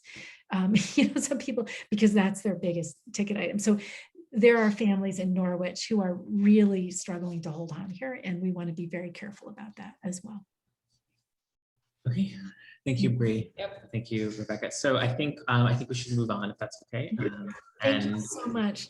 And just Thank you, send Yeah. thanks, and that I think the board, we should maybe just schedule a brief follow-up at our next meeting to sort of endorse or affirm sort of that last slide that the Child Care Committee had about their next steps, and to sort of clarify any questions that we had for them. I think that's what we'll do. And at any time, you know how to find us, and we will. I mean, the input. I'm very grateful to Linda, who's come to several of our meetings. It's very helpful to have the input, and feel free to send us an email, speak to Mary, give us suggestions, recommendations, or requests. We welcome them. Thank you so much. Thank you. Thank you so much. Take care. Bye-bye. Okay. Thanks everyone for that. I appreciate going over time to finish up the discussion. Let's move on to our next item on the agenda. They're readopting the Town of Norwich fee schedule. Let's begin with a motion, and then we'll go from there. I move to adopt the Norwich, Vermont fiscal year 2021-22 fee schedule dated 7/14/2021 and included in the meeting packet. Is there a second? Second. Okay, made by Mary, seconded by Rob.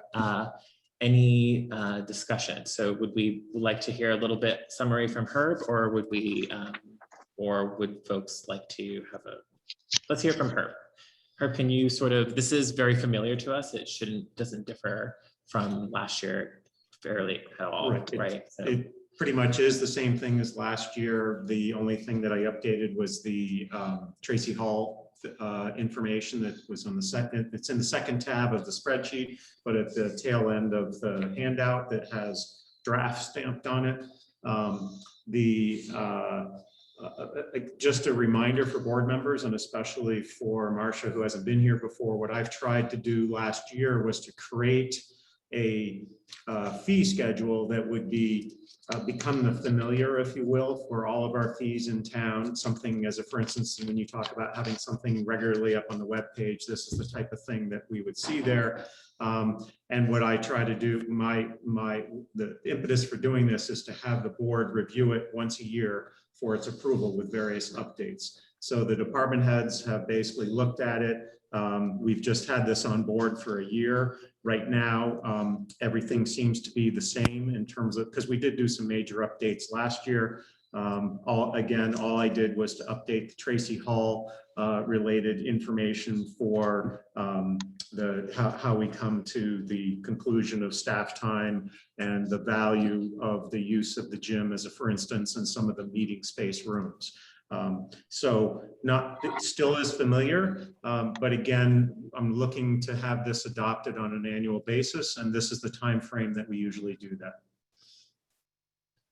Okay, Claudette, go ahead. I suspected you.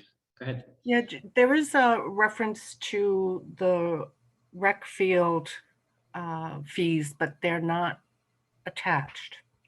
And they weren't last year either, and hopefully that will be addressed. I will look into that, yes. Do you have any questions that you would like to ask about this? Because we have Bree in the room, so if you feel like you feel like isn't it on your web? Right, sorry, it's not right. Sorry, thank Bree's here. So we have it up on the rec registration website, and it's something that I haven't gotten printed off to attach to this. So we can, we'll have that done. Or even Thanks. just a link, anything. Yep. To know where to find those fees. Yep, great. So I'll have that done before I send this around for the signature. I'll get digital signatures if you guys approve it tonight. yeah, I'll work with Herb on that tomorrow. Thanks. Yep. Okay, thank you, Claudette. Mary, go ahead. Oh, just wondering in general about fees. So I think some of our programs are somewhat self-supporting, like rec, like the transfer station and so forth, to a certain percentage. How is that with Tracy Hall? Like, we're providing access, we're trying to protect our floor, you know, of the gym and so forth, so it takes time to lay down the covering and bring it back up, takes some janitorial work, but really, I suppose the main thing is just access. It's not really to raise money, right? Absolutely. The Yeah. only thing to do is to essentially, we're not trying to make money in this at all. It's Right, really just to cover the costs for the true costs that are involved in the space, such as the heat, the flooring, the staff time involved in the flooring, the pickup and all that. And there's already custodial services that people pay for through the normal tax rate. Anything that's on it is in addition to that extra stuff. So if someone really trashes the gym due to a function and the custodian has to spend extra time to do that, that we reserve the right to cover that. hold the deposit or Yeah. recover some of that. Yeah. Okay, Yeah. thank you. It's not intended to make money at all. right. Right. Which I think is a good thing, You're right. because access is a good Yeah. thing. Thank you. Thanks, Mary. Go ahead, Marcia. This is sort of a weird thing that I noticed today on the listserv that the community nurse had said she was going to be housed in Tracy Hall in the future. And so I was just wondering, is that something that's going to get sort of billed, or how is that going to be handled? That's what we're basically what we're doing is allowing them opportunity to have regular time, but on a very part-time basis, the utility, the use of the small conference room to have their particular meetings. So the idea is that as they get up to speed and get going, we were trying to offer some assistance on a space to locate, and should they need to grow or have their own space, that they're clearly welcome to that. But it was basically a community service to them, at like scheduling a regular conference room. That's from that standpoint. But again, this was an offer on the behalf of the town to help them get going. And Marcia, there is a form and a process for any sort of community group to request the use of Tracy Hall, and Miranda regularly the books and facilitates that with Herb's collaboration. So, Okay, thank you. Any further discussion? Okay, so all in favor of readopting this town Norwich fee schedule, please raise your hand. Okay, thank you, unanimous. Okay, let's move on to number 8, the additional repairs for fire engine 1. Board will be asked to authorize a designated fund expenditure for additional follow-up repairs to fire engine 1. There was a memo that in the packet that detailed the additional expenditures. Can I actually begin with a motion? I move to authorize the expenditure of up to $3,734.08 from the designated fund fire apparatus for the repairs to fire engine 1. Yes, up to that. Is there is there a second? Second. Okay, made by Mary, seconded by Rob. Any discussion? I found the memo to be comprehensive. Do we have our fire chief and town manager? Do we have any questions? Go ahead, Marcia. Just the draft minutes from the select board from June 23rd is referencing the $30,000 that we approved. Is this under that 30,000? No, this is addition addition to, to. remember, you may remember that there was a conversation, they would come back to us for, if there was, Okay, I remember.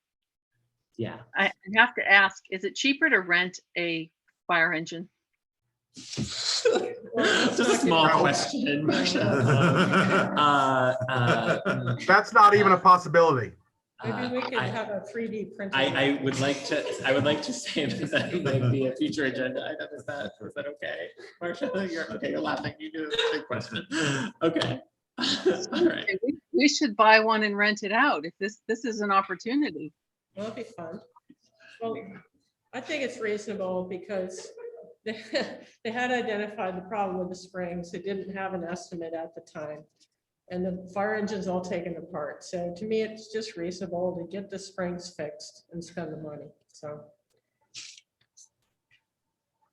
Okay, any further discussion?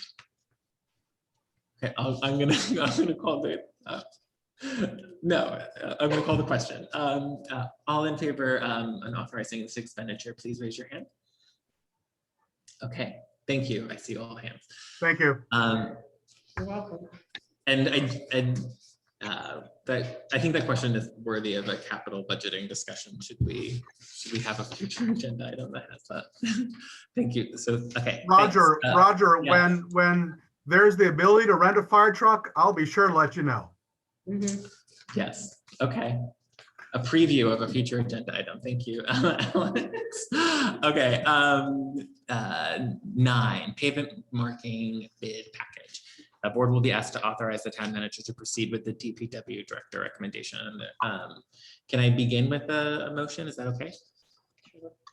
I move to authorize the town manager to contract with L&D Safety Marking Corporation in the amount of $23,690.40 to perform road centerline pavement marking per the recommendation of the Department of Public Works Director. And we're asking because our purchasing policy requires her to ask us, from what I understand, because of the amount. Any further discussion or questions for her? Do you want to have a second? Oh, is there a second? Thank you, Mary. Is that a second from Mary? No, second by Rob. Okay. So now, any further discussion? I can move on. Herb has a point that he wants to make, and then go ahead. So based on the budget that we have, the reason why we're moving forward with a recommendation as it is that we, with the bid that we received, despite our best effort at budgeting last year, we don't have enough money to do both the center lines and the fog lines this year. So the recommendation was to go forward with the center lines only, omitting the fog lines this year. With the money that is still under budget or remaining in the budget, I'm currently working with the former gentleman that used to do the in-village markings to see what we can get done with the remaining balance, because there are some real areas in the village area, the stop bars, the crosswalks, the parking spaces, those kinds of things that need to be reworked. So if assuming I get some figures from that individual, I'll be coming back to you folks to authorize the additional work with that individual. So, and Marcia, I see your hand, but when we were preparing for this agenda item, you you talked about how one of our sort of beloved methods of budgeting is to sort of look at historical averages. Can you talk about, here we have a specific example of how that may or may have done some harm to budgeting for this. Can you speak to that a little bit? Do you mind if I put you on the spot? Sure, that's definitely an on-the-spot question. So if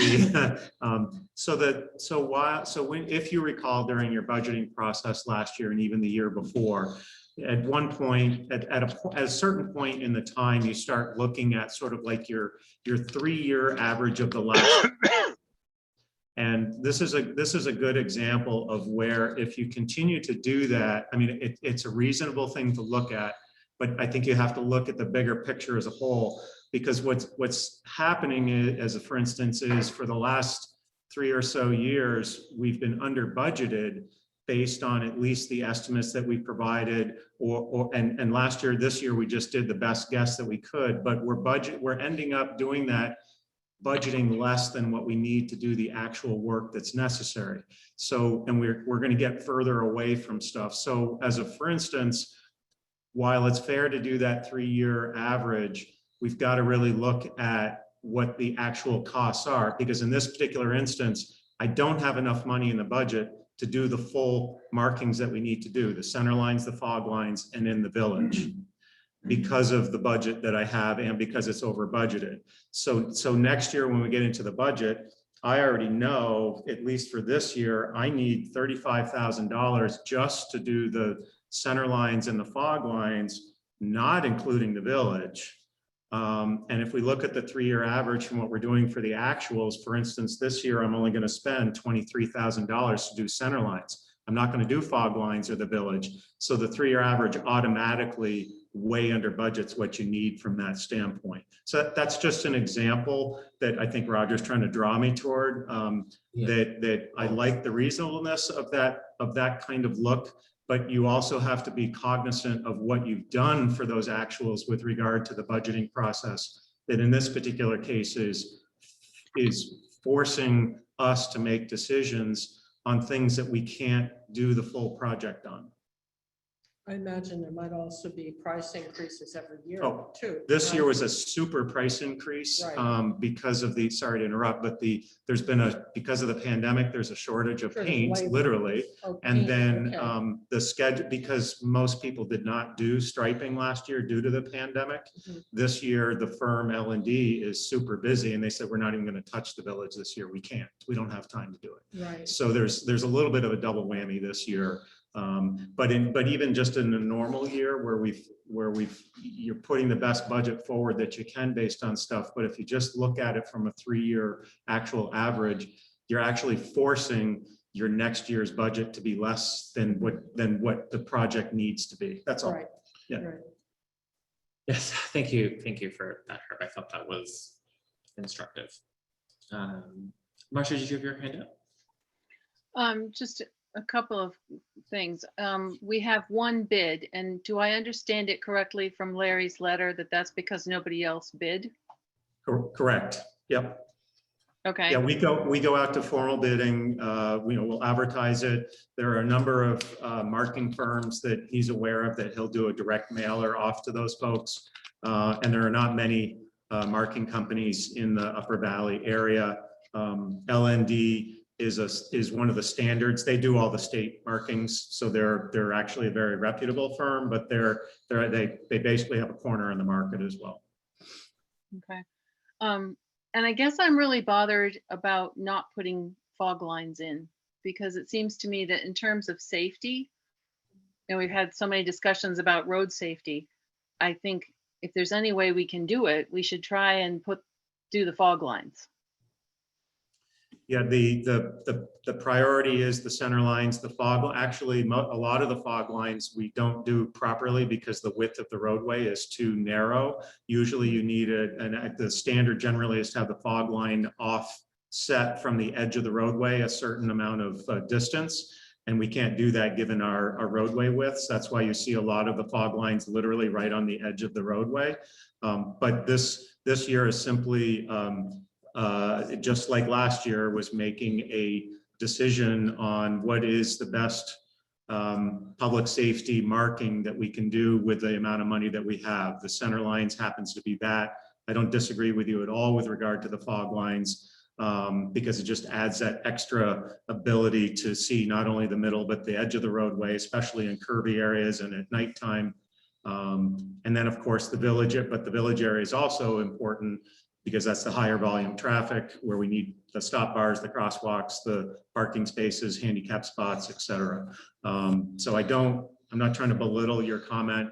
And that's a piece of why I think Roger was asking me the question as well, is that this is one of these line items that to me really needs to be fully budgeted so that we can do the whole town in a particular year without having to worry about whether we're going to do a partial or not. Last year we did what we could, but we didn't do all of the areas in town. We did, again, what we could with the budget that we had. Okay. So we can talk about it during budget season. Right. really. And weigh it out against everything else.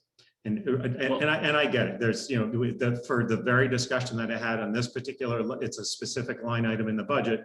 There's probably, 20 other line items in DPW that could suffer, that, could have the exact same conversation. Sure. But this is one of the ones that's a really good example of the budgeting and how decisions are made. And just, at some point, this might be one of those line items that you just recognize it's got to be at this higher one. And then you have to have harder discussions maybe on a couple other line items or Yes. something. Or once you get to that level where you're supposed to be, then it's easier to budget for the subsequent years. And then maybe the 3-year average is more suitable. And I think it's creating sort of a new set of conditions to consider when you look at a spreadsheet, right? So the numbers don't tell the story that needs to be told, right? And so you need that deeper dive, Yeah. right? So it just sort of adds an additional labor to the work, right? Because we believe data and numbers are sort of neutral in truth, but maybe not. Okay. Any further discussion, or can we call the question? So I'll call the question. All in favor, please raise your hand. Okay, I see all hands. Thank you.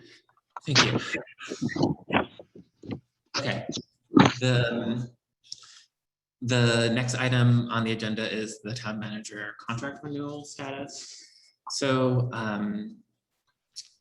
the select board took action with Herb in May 25th of 2019 when we entered into a term contract agreement that is expiring on August 30th.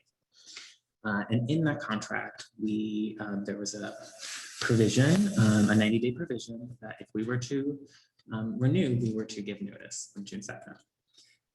Today, no board member has taken action, and we have part of the contract had an improvement plan, and so we've often gone into session to discuss that improvement plan. But right now, we are certainly past our 90 days and we have not taken action.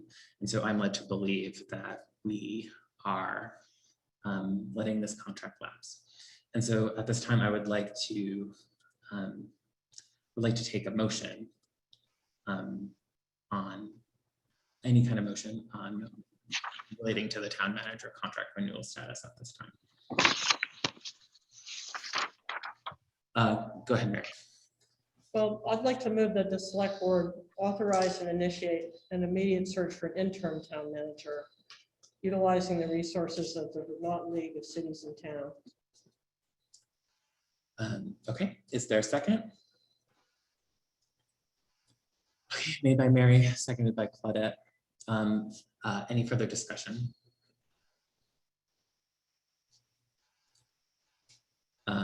Okay, I am going to roll call this. I know you're to be consistent when you choose a meeting, but I'm going to roll call this. So yes, apologies. Claudette, how do you vote? Yes. Marcia, how do you vote? Yes. Rob, how do you vote? Yes. Mary? Yes. I'm a yes.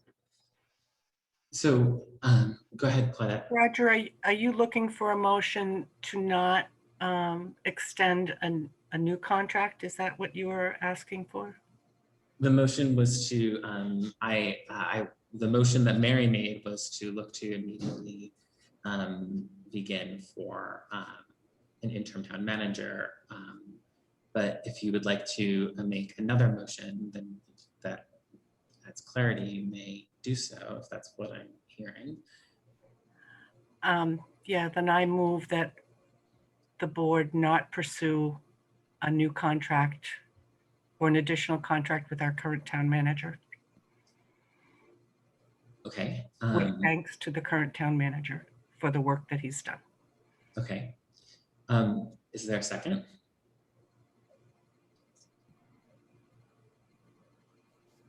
Is there a second? Okay. Seconded by Rob. Okay. Made by Claudia, seconded by Rob. Roll call. Claudette, how do you vote? Yes. Marcia, how do you vote? Yes. Rob, how do you vote? Yes. Mary? I'm going to abstain. Okay. And I'm a yes. Okay. So I think, as Claudette said, I think it is appropriate to, I think, look, like Herb has been with us through the July 17th storm, a global pandemic, and also to sort of the turnover of all of our department heads, which is not insignificant. Which is not insignificant service, right? So I think it is absolutely more than appropriate to thank Herb and wish him well. And I think there's an expectation that, and perhaps I would like board consensus on this, that perhaps Mary and I begin to have a conversation with Herb about sort of the transition, sort of his last month with us, right? And to sort of bring these conversations back to the board, either at our next regularly scheduled meeting or at a special meeting, should we decide to have that. I think it is not insignificant that, you know, we do not want an interruption to our day-to-day operations, and yeah, to say the least. So I'm seeing some nodding. So there was a question in that, right? Okay. I would Okay. concur with that. Okay. Herb, does any other board members have anything else to say?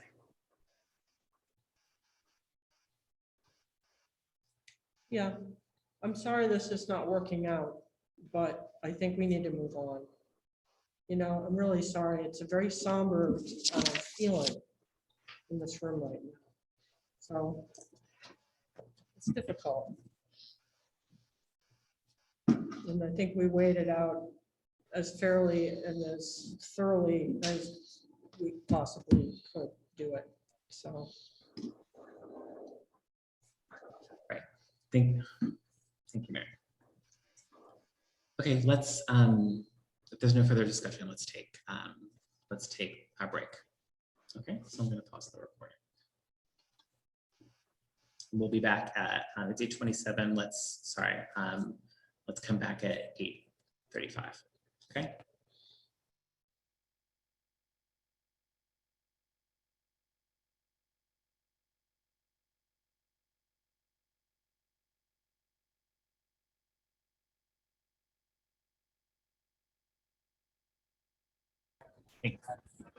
Okay. You folks hear me? Yes. Okay, it's Wednesday, July 28th at 8:37. This will make the select board meeting. I don't see Marcia's face, but so for return to and the actual board is completed. And so there's a draft of a current RFP. So, I would like to begin actually just with a question first, our drafters, Claudette and Marcia. What is it, where would you say you would like us to be by the end of our 30 minutes on this agenda item? Sorry, Roger, I can't hear you. So my question is, just to begin, where do you see us getting to, or where would you like us to be by the end of our 30-minute discussion on this RFP language that you provided for us? I guess I would like to see whether or not it's a affirmation or a reaffirmation that we go forward with this. Or if we think the timing is not good. Yeah. But so if we reaffirm that we want to do this now, then I think we need to finalize this RFP. Yes. Okay, Marcia, would you sort of concur with what Claudette's saying? I do. Okay, Mary, I lost Mary's Zoom self, but she's next to me. Mary, do you want to get back on Zoom? And then also,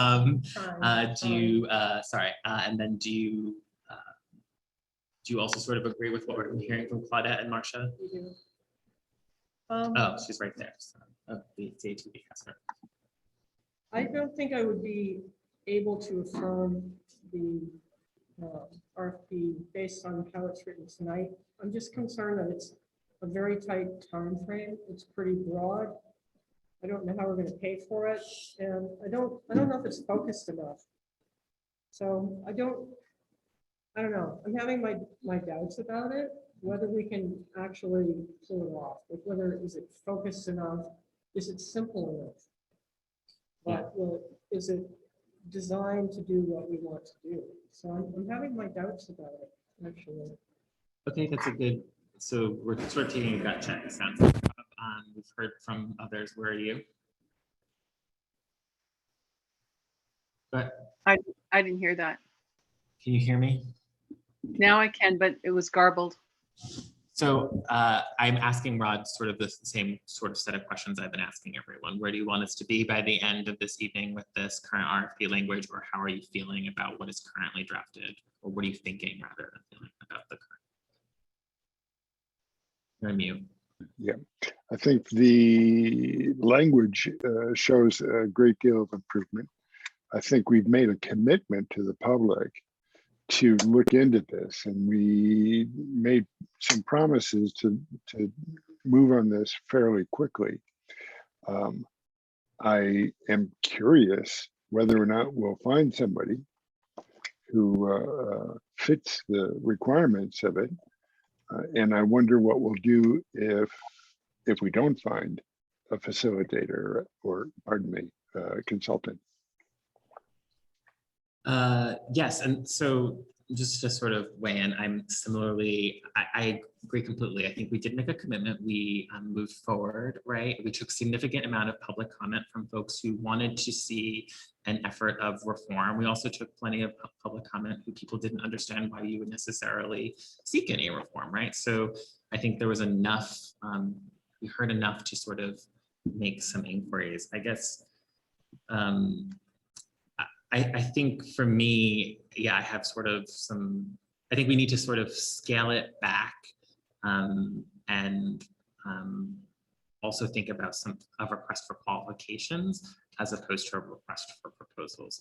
So I might say that we should determine a set of proposals that the board would like to see investigated, and then decide on a request for qualifications for whatever sort of expertise we would like for overseeing that, and then separately decide on what sort of public feedback component should exist, whether it's a task force, whether or not we get that sort of public input through other processes, right?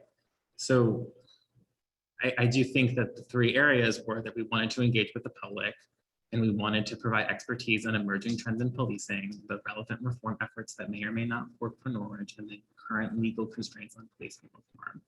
And then then we definitely wanted a report, right, that contained possible recommendations. So I think we should just sort of think of those three aspects of it, and then think about what expertise we might want to solicit for overseeing it, and create discrete budgets for parts of the project. So that's sort of like where I'm at with this. I don't know, I need to hear more or curious what that might look like, or, you know, that's what I have to say. Go ahead, Marcia. I think in answering Mary's concern, I think we wrestled with how much do we want to direct them, right? Because you don't want to sort of pre-pack the decisions. So rather, we were looking at collect the data, which includes talking to people, and put that data into a report. The thing that I thought was going to be a problem for the rest of the board might be what the committee looked like, because that I think is important as well, right? So I think whatever we do, we should do, as I think it was Rob said, we've promised to do something. And so I think we do have to do something. And I think we can't stack the deck. And we've got to look at data. So that's what this was trying to do, not stack the deck and look at data And as part of not stacking the deck, put together a committee that was going to be really representative of our population. And so, and forgive me, should I respond, or should I like step back and ask other folks if they have any thoughts? Okay, with apology. Just Okay. offering. No, I appreciate that. And so this is because I think it benefits from some direction, Marcia, and I hear the concerns. It's very clear in the proposal, right, that the board doesn't want to create any sort of, or that the writer of the proposal doesn't want to create anything that seems too directed, and I think it suffers from not having enough direction, right? So what I might say is, let's talk about data a little bit. Like, so one of the things I know from the crime research group, the sort of the data that's collected, the data that is used on the basis of sort of that oft-cited sort of UVM sponsored study by Black and Brown. It talks about sort of the insignificant sort of data collection to sort of make claims about bias in one way or another, right? So, and there's sort of other numerous instances with like data where you might not necessarily have enough of it for it to be statistically relevant. So what I might propose is thinking through something that Brattleboro did, right? Which was called data tracing. So they looked at, they didn't necessarily have a independent third party sort of collect or vet the data. They sort of just sort of accepted the existing data as it was, and asked with a committee to look at sort of these reported claims and traced it, right? So like, what is it that led to this being classified as such? What was the outcome after the interaction, right? So if someone is doing something like a welfare check, how does a welfare check get characterized as a welfare check? And how often are they, and then what is one of the outcomes after welfare check? Did they get directed to social services? Did they get arrested, right? Did they appear again 2 days later? Sort of do some kind of data work that is representative of how these calls are made. And so you sort of make a proposal about that and do an RFQ for a consultant to oversee that with the task force. And that's just one discrete task. Like, put it out there, pay the nominal amount of money, I hope that it would be, and get some answers, and then decide on the next part, right? So that's sort of, I'm not saying it has to have that kind of fidelity, but that's an example of something. You can talk about data more specifically based on what you know about the data or what you might suspect, and then just leave some room for whoever the consultant is to blow it up to the extent that it's possible or practical. Does that make sense, or are there any concerns in that narrative? I'm trying to speak with some specificity, which I would encourage the RFP to do. Go ahead, Claire. I guess with the Brattleboro study, if I'm not mistaken, it was the consultants that came up with the idea of using tracer methodology. Yeah. It wasn't part of the proposal, the RFP, to tell the consultant what method of evaluation of data they would use. And so my response to you is that I do not think we should dictate to the consultant how they should do their work. I think we leave it, if we don't agree with how they're proposing to do their work, we don't accept their proposal. Right. And then the only other thing I will say is you should have a sense of what you might do as a result of getting that data analysis back. And this doesn't necessarily provide any of that direction either, which is fine. But there's that. I think it assumes that the person that we're hiring knows what to do with that data. It does, yeah. And I don't want to hire somebody who doesn't know what to do with that data.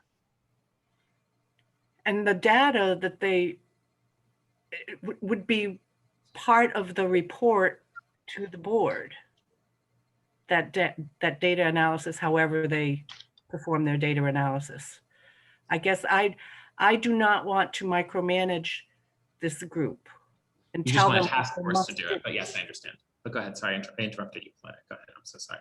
So You I don't want want the board to evaluate the proposals. If we receive any answers, we may not get any. And then we're back to square one, and what are we going to do? And also sending it out will tell us what the price will be. And if it's prohibitive, then we'll need to come back to the drawing board and figure out how we're going to do this in a more piecemeal fashion. So you're saying that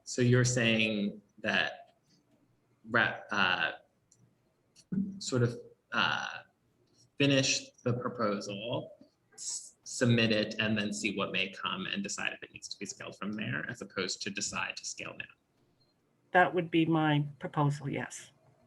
Okay. Mary and Rob, what are your thoughts on that particular point? I don't know, unless it's significantly different and much simpler, I still have some flaws. Can't hear her. Can't hear you, Mary. All right. Unless the proposal is much simpler, I just can't get behind it. I just think it's too broad and unfocused, so. I want to hear from Rob, and then I'll. Yeah. I was pleased with the way the description of the committee evolved and seemed to be less binary. You're with it or you're against it. I think that came out well. It is very broad, and so it sounds as if we're looking for somebody in a proposal to actually, we want their work for free in the form of a proposal. That we're saying, okay, you tell us what you think would be right to do, and then we'll rewrite the proposal and request for proposal and move from there. But limiting it simply to the available statistics. Those statistics, the outcome, what type of call it really was, etc., are useful, but just limiting it, it sounded as if you wanted to limit it in that to that direction initially, period. And does that take a consultant or is it a statistician? So the question, Rob, just was, are you sort of in favor of continuing to work to modify this proposal, which we will need to take a real look at it, or board members will need to weigh in, or else sort of scaling back that proposal? That's sort of the question I'm asking. I think Marcia and Claudette are saying, you know, yes, we can have conversation about like what we should edit, but we should move on with it and then decide based on what we get back whether or not things need to be changed or altered or scope should be adjusted. I mean, we shouldn't necessarily assume that like someone who bids on something would then be open up to a very different project subsequently. You would perhaps have to go back out if it modifies considerably, and you know, it is July. That's what I was saying to that.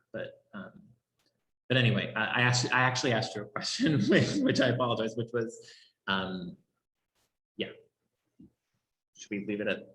You have nothing to. Do you have something to add to my sort of my digression? I'm sorry, Rob.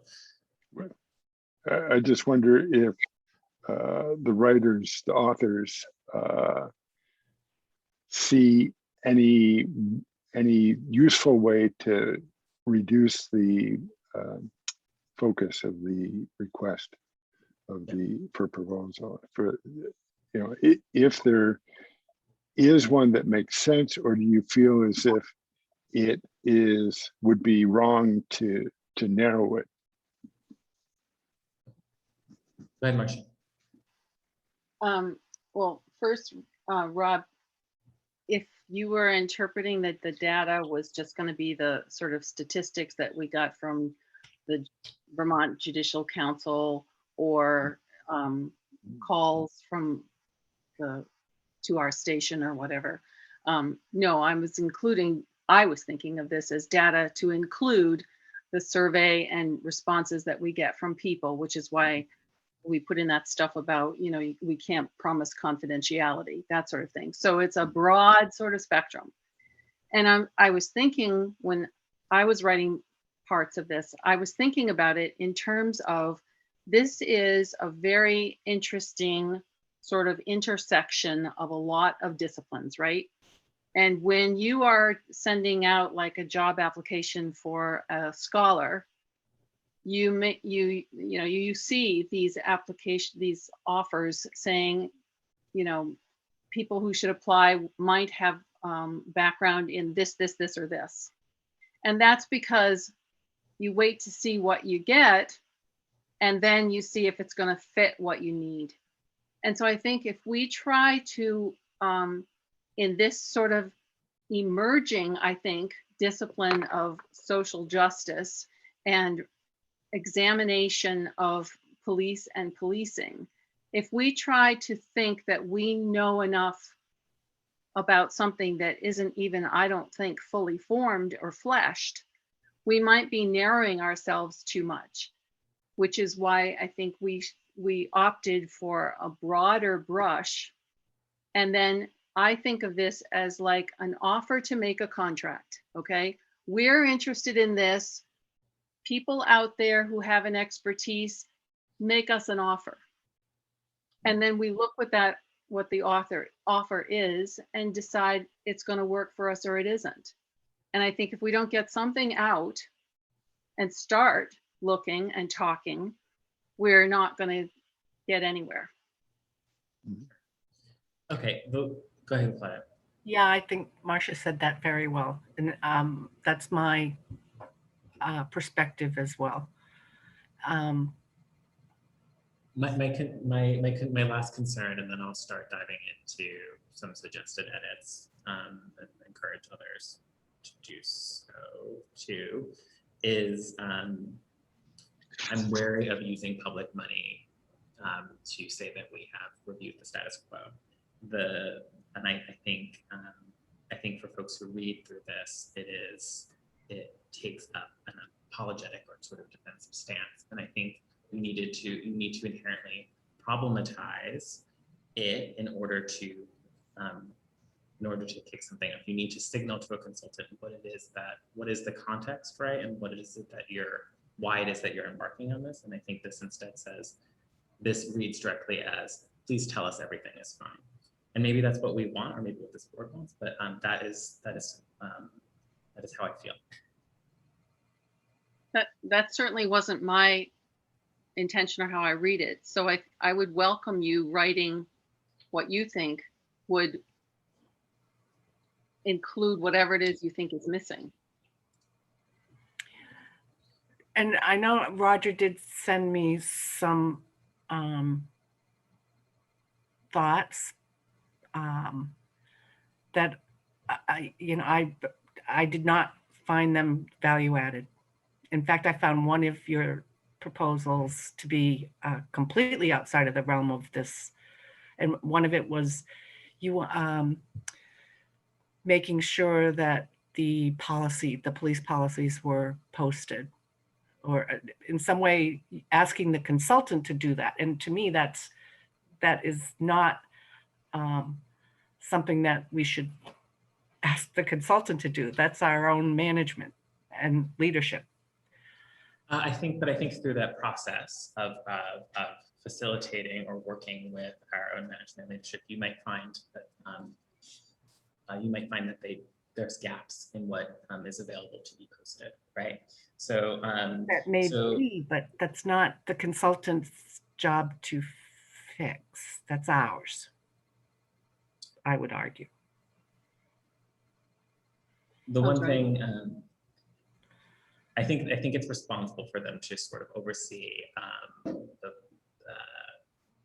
public conversation about some of the department policies, and that begins with having them posted. But I digress. I'm happy to sort of dive into I'm happy to sort of step back and sort of facilitate more of the conversation as appropriate, and then dive into the specific ways that I think the proposal should change if we would like to do. So another way we could go about this is that have two other select board members start and write something and send and bring it back and see if we can't agree to some path forward. Because I don't think we have the support for this RFP at this point in time. And I'm not sure that even listening to people tonight, I don't see that there's any way that I could go forward with what you've said, and altering this current RFP. So I would like two others to try to give it a go. Okay, the one thing I will add for this, just to, I think that's what I will say is, I think the committee that is established, I think it's a little odd and inappropriate to define what a committee would look like in an RFP. So yeah, I had that concern as well, and I'm happy. So I think let's take your question to the full board with appreciation, Claudette, and I hope that I'm trying to be specific. I'm not trying to sort of, at least from my point, I'm not trying to diminish any of the effort and the work that's been brought forward. But I just I think it's time to get pointed, which I think you can appreciate. So that's how I feel in that. But the one thing I'm losing my train of thought. So let's take the question: how does Mary and Rob? Do you feel like you would like to sort of take Marcia and Claudette's work and look at it further, or do you think that there is another direction that we should take at this point? I think, yeah, it's a question for Rob and Mary. Yeah, I think it's making progress in a direction that's that I feel more comfortable with. Some of the questions I would like to see answered more fully is who is the committee that's going to be formed?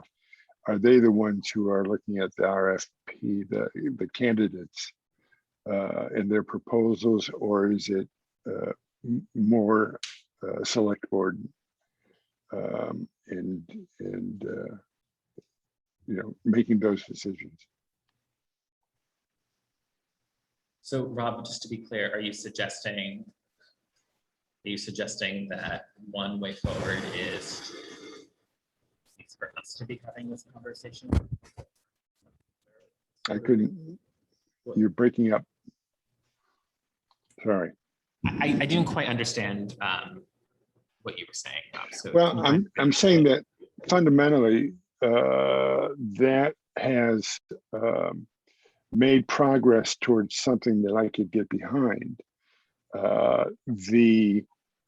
The committee aspect, even though it's better than I thought it was before, where it was explicitly saying 6 or 5 of one side and an equal number on the other, it leaves me unclear as to whether or not we're going to look at who's going to look at the applicants, the candidates for this proposal, and decide yay or nay.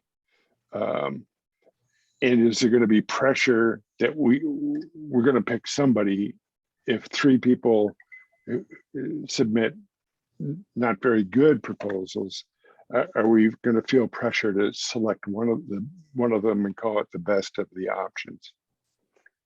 But who's the one making those decisions? Who's the entity? The proposal suggests the board, but go ahead, Marcia. Okay, yeah, so there you go. That's what I was expecting. Yeah. And the only reason I thought we needed to put something in there about the committee was so that the people who were willing to respond to this and put forward a proposal would understand that it wasn't them alone. And so they knew going in that they were going to be working with a committee and kind of what it looked like.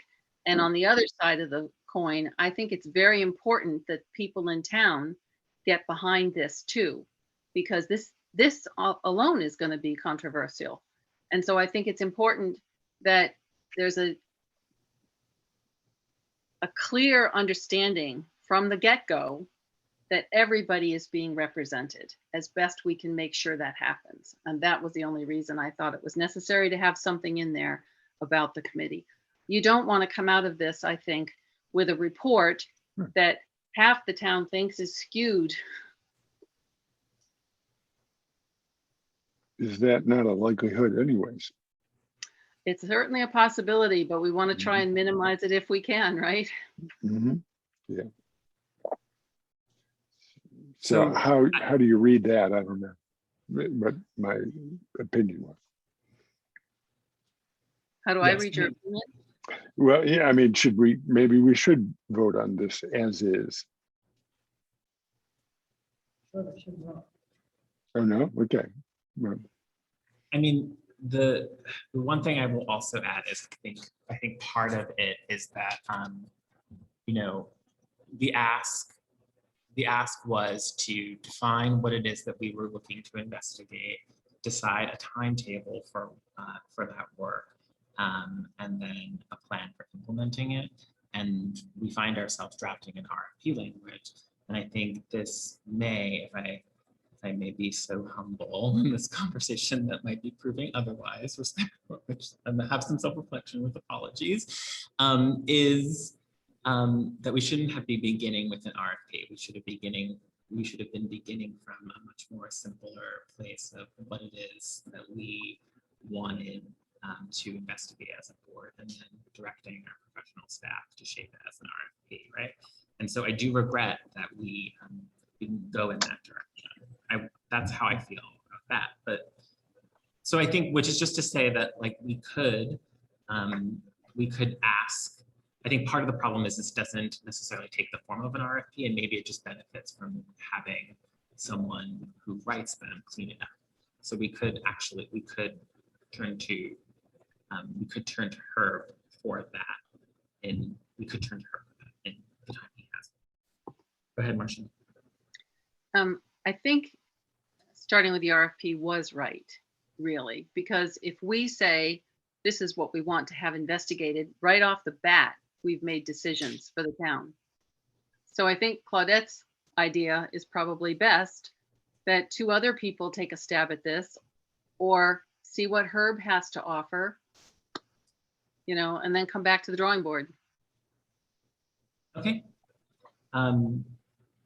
Is there consensus on we would need to ask, I assume we need to ask Mary and Ron if they would be willing to sort of look at this for us. I will remain a facilitator of the two. I'm not really interested in working with it as is because I Can't hear Mary. I'm not interested in working with this draft as is because I think it's too broad. I think it needs a huge amount of simplification. I wonder whether we could just hire a consultant for 2 hours for a little bit of guidance. I think it's like trying to drive in mud with bald tires. I just don't, I can't deal with it. It sounds sort of harsh, but I'm lost in it. I think we've kind of wandered all over the place. It was a very tense time back in the summer. Maybe we, I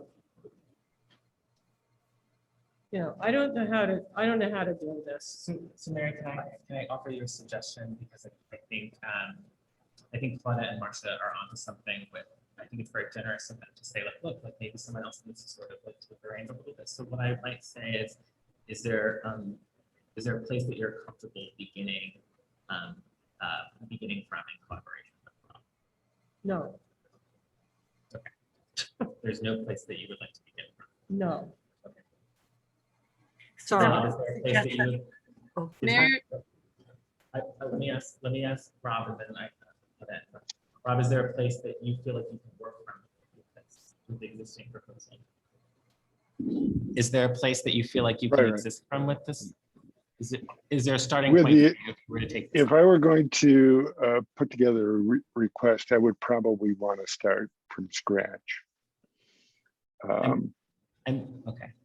Yeah, and so instead of, I think some of the concepts that are expressed are appropriate. And I was pleased with the sort of refinements that went there. But if I was going to be involved, it would be, okay, what do we need to know, and which problems are we trying to address?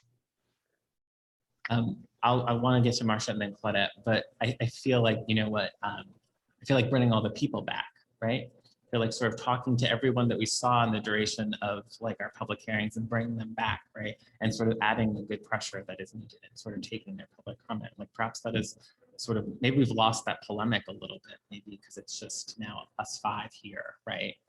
Trying to actually implement the work of what people sort of expressed they wanted, right? So I dare say, I do find that governance changes based on who's in the room. So is it that we just need that energy in all good ways? Oop. CATV just froze. yep. As well as Roger. Yeah.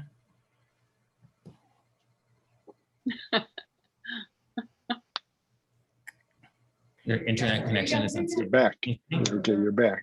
What did you last hear? I was sort of threatening to bring all the people back. That's what we heard. That's what we heard. So my suggestion was just, I had wondered, and I'll stop and I'll take Marcia's comment. I wonder if like what we're, we just need that sort of good pressure from sort of all folks in the community to sort of like get us back, to get us back on track. Marcia, go ahead. I just don't think that was enough people from the community. And I think that, that is selecting right there. And I'm against selecting anything, right? Because I just think that we need to be as open as possible. So I would suggest that maybe if Mary and Rob want to just start over and, bring in something, but whatever we do, it's got to be absolutely vanilla equal so that everybody can have a representation, right? If we start to place any color or prejudice of any sort, it's going to flaw the outcome of the cake. Okay. Yes. I appreciate the point you're making. I mean, I think there's nothing wrong with extending an invitation broadly to your community. I was just suggesting that's all I was suggesting. Go ahead, Claudette. And I am not in, I don't support having another broad select board meeting, public comment session on this. We could go back and look at the tapes.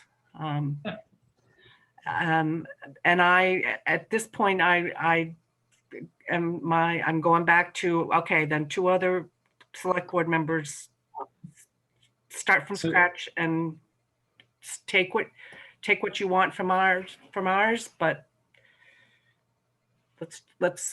I mean, part of the problem as well is that this has gone on for months now. Yes. So I understand. And so I agree with you. So I think this is sort of so I think it makes sense to sort of proceed with 2 people looking at this. I think we should have a sort of a revision or sort of a big RFP, and then we should think about what it would look like to shape these discrete projects, and we should put that forward. And we should see what we want to do there. I think, Claudette and Marcia have done the work, right? And so if others disagree with this current work, then someone else needs to do the work, right? So, and So I take that point. So Mary, doesn't sound like you can be enticed. Is that right? Budget or anything else. Okay, that's No fine. means So no, okay? I hear you. So Not being persuasive. I'm not trying to be persuasive. I'm trying to get clarity. So I will work. So does it make sense for me to work with Rob at this point and bring it back to the group? Sure. Go for it. Yeah, I mean, it may be as unsatisfactory as the perception is of the current. So which is not a characterization I'm trying to put on the current. I was pleased with much of it. Okay. So when should we meet? So I think we should do this as soon as possible. We should take up an agenda setting conversation about whether or not we need a special meeting, right? So perhaps this could be one of those. Sorry, yeah. Can you hear me? Yes. So I think this needs to proceed as soon as possible. We should decide an agenda setting process over email, whether or not we need to do this. So yeah, we'll go from there. I think we should also take advantage of her and look really closely at what Claudette and Marcia has produced. Go ahead, Marcia, and then we'll just move on. Just a final comment. I would just urge you to be cautious about how much you sort of dictate the methodology, because that might chill anybody's interest in the project. If they have an expertise and they think that we're going to micromanage it, they might just pass it by. Right. And I think look, like maybe maybe it's just a matter of the formatting of the draft itself, right? Like I think Rob and I will sort of, as I said, maybe we'll extract some parts of it as discrete projects from your existing work and see what that looks like. And we'll do a different kind of thing. And we'll hope that you be as equally critical. This was a conversation. We'll be there for you. Our feelings are not hurt. Yeah, I know, but still That's feel, okay. yes. Well, it's something that we can all, or the majority of us can really support and feel good about. This is clearly not it. Yeah, okay, so let's do that. And let's move on to the salacious gift policy. Amendments to gift policy and master financial policies. Board will conduct second reading and possible adoption of a revised gift policy. I sort of just took this, I sort of took these revisions on, and I, after sort of hearing some feedback, and I placed them in the packet. Claudette and I looked at some conservation statutes since this has been submitted to the packet, and the short end of that is that some conservation, we believe that some conservation laws allows for the solicitation of gifts for supporting conservation efforts, right? And so because these state policies trump whatever we decide on for our gift policies, we didn't sort of spell out any of these activities, but we do believe that there needs to be some mechanism of hearing on that nonetheless. So while that particular committee should solicit, we sort of approve. We believe that there's some approval that nonetheless happens.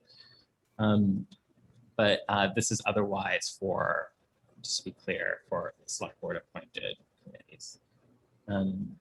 Anybody, I won't, go ahead, Claudette, do you have anything to add? Yeah, I just want to point out that we do need, I believe, in the preamble or whatever we want to call it, that we need to reference that this is outside of the Conservation Commission because they are governed by specific statutes in and of themselves. And part of their responsibility is to bring to the legislative body those gifts or whatever. So they can't, I mean, even though it's, they have their own ability to seek funds, it's not something that they can do independent of anyone else, of the board or the town. That's kind of muddled, but Yeah, no, absolutely.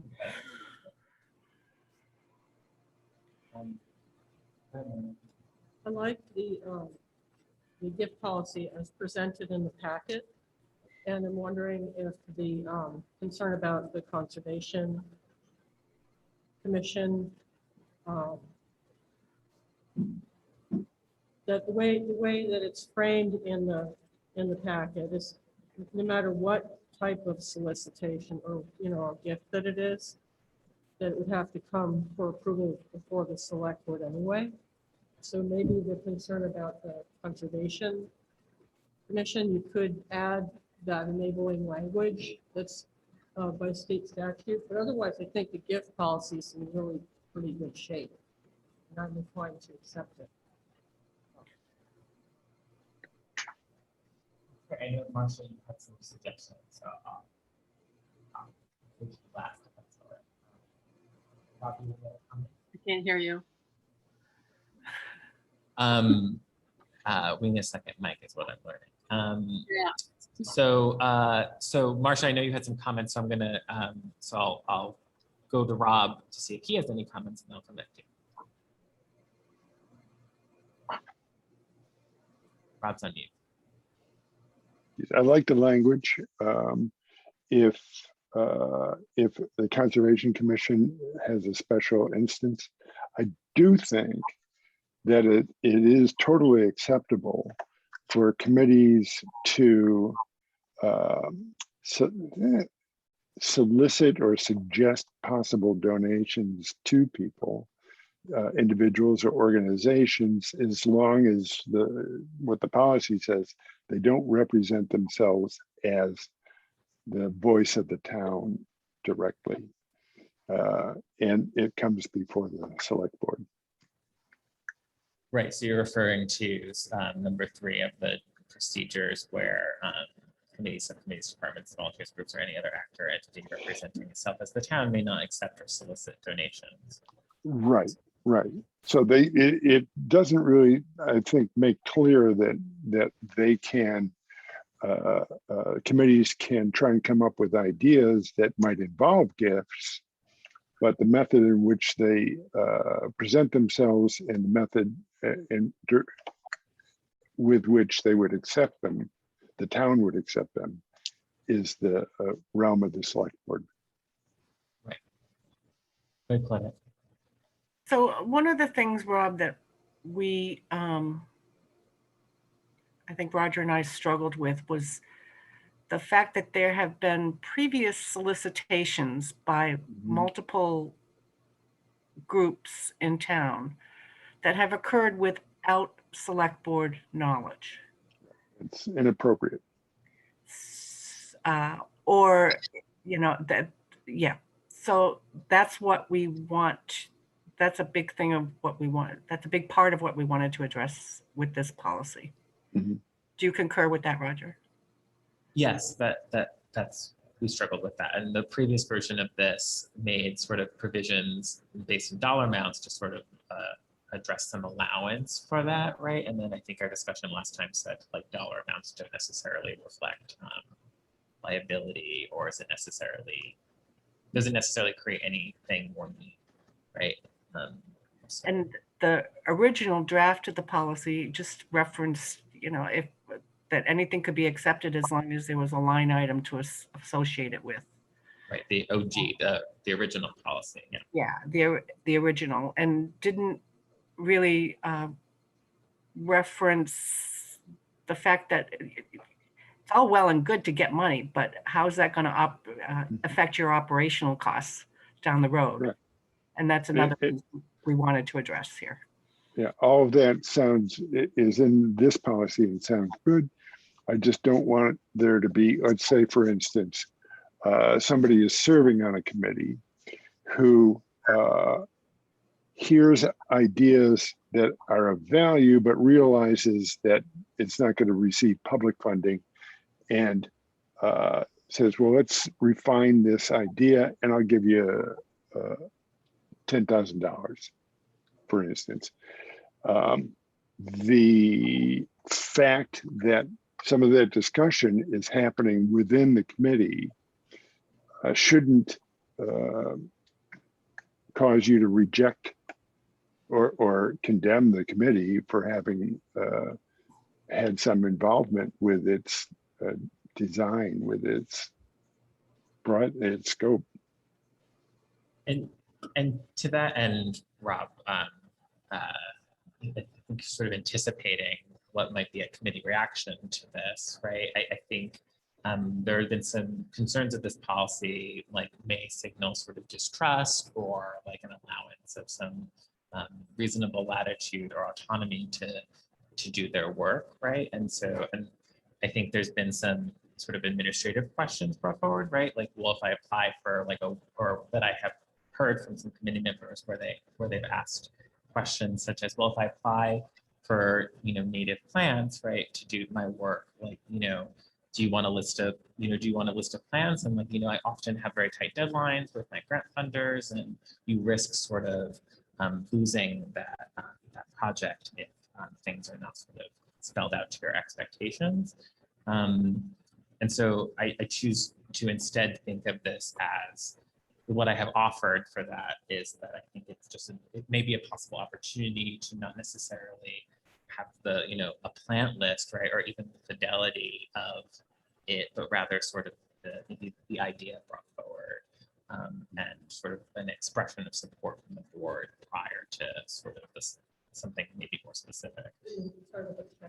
Yeah, which is to say that a process for what this looks like, it's not defined in this policy, right? So I think the first reaction is I have to go to the board for everything that it is that we look to do, every sort of material, every sort of potential interaction, and I don't think we necessarily outline a process for that. We communicate some policy just seems broad. In general, in general, I don't see that restriction in the policy. Yeah. But there's that one reference, number 3, that implies an issue that could arise if the committee does research or makes a discovery as to available monies, not from the state. But by omission, it's not there. It's just not quite as clear as I would like to see. Okay, thank you, Rob. So I put, this is a document that Marcia sent to me at the start of the meeting, outlines some of her changes, so we can look at that perhaps. And we also now have this on the screen. So does it make sense to look at some of these at this point? Strictly speaking, it's late inclusion is somewhat difficult, but go ahead, stick it up. All right, I'm like trying to download this stuff. So see all my tabs.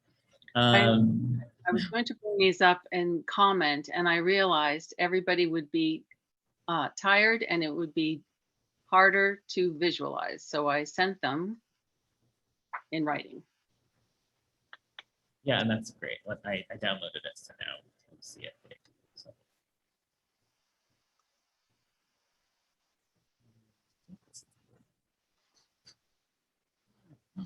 Can you see that? Okay, great. Okay. Shall I? Sure. Yeah, we're working on that. Yeah. So this is we're working off of which way? Sorry, I'm a Luddite, I guess, on this. Where do you want me to go first? Oh, cool. It's a page number.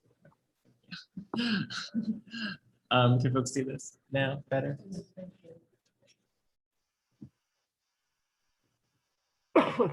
Can Okay. I make a point of order? Yes, please. So because this has not been included in the packet or available for any other board members to see, I do not think we can move this as adopting a policy. That would have to Would wait you- till our next meeting. So it was shared for the purpose of sharing at this meeting. Is it appropriate to discuss this document at this time, would you say? I think we could discuss it, but Okay, so let's discuss it. How about that? Does that make sense? Yep. So the action was to conduct the second reading and possible adoption of revised gift policy. It sounds like Miranda will record that by consensus we agreed to discuss the gift policy. Okay. So go ahead. Do you want to walk us through this, Marcia? Sure. So I threw in some authority, which is basically the general powers and duties of a select board, because it falls under that, I think. actually, VLC, we do have an authority, Roger. It was in that memo from VLCT, but I can't remember what it was.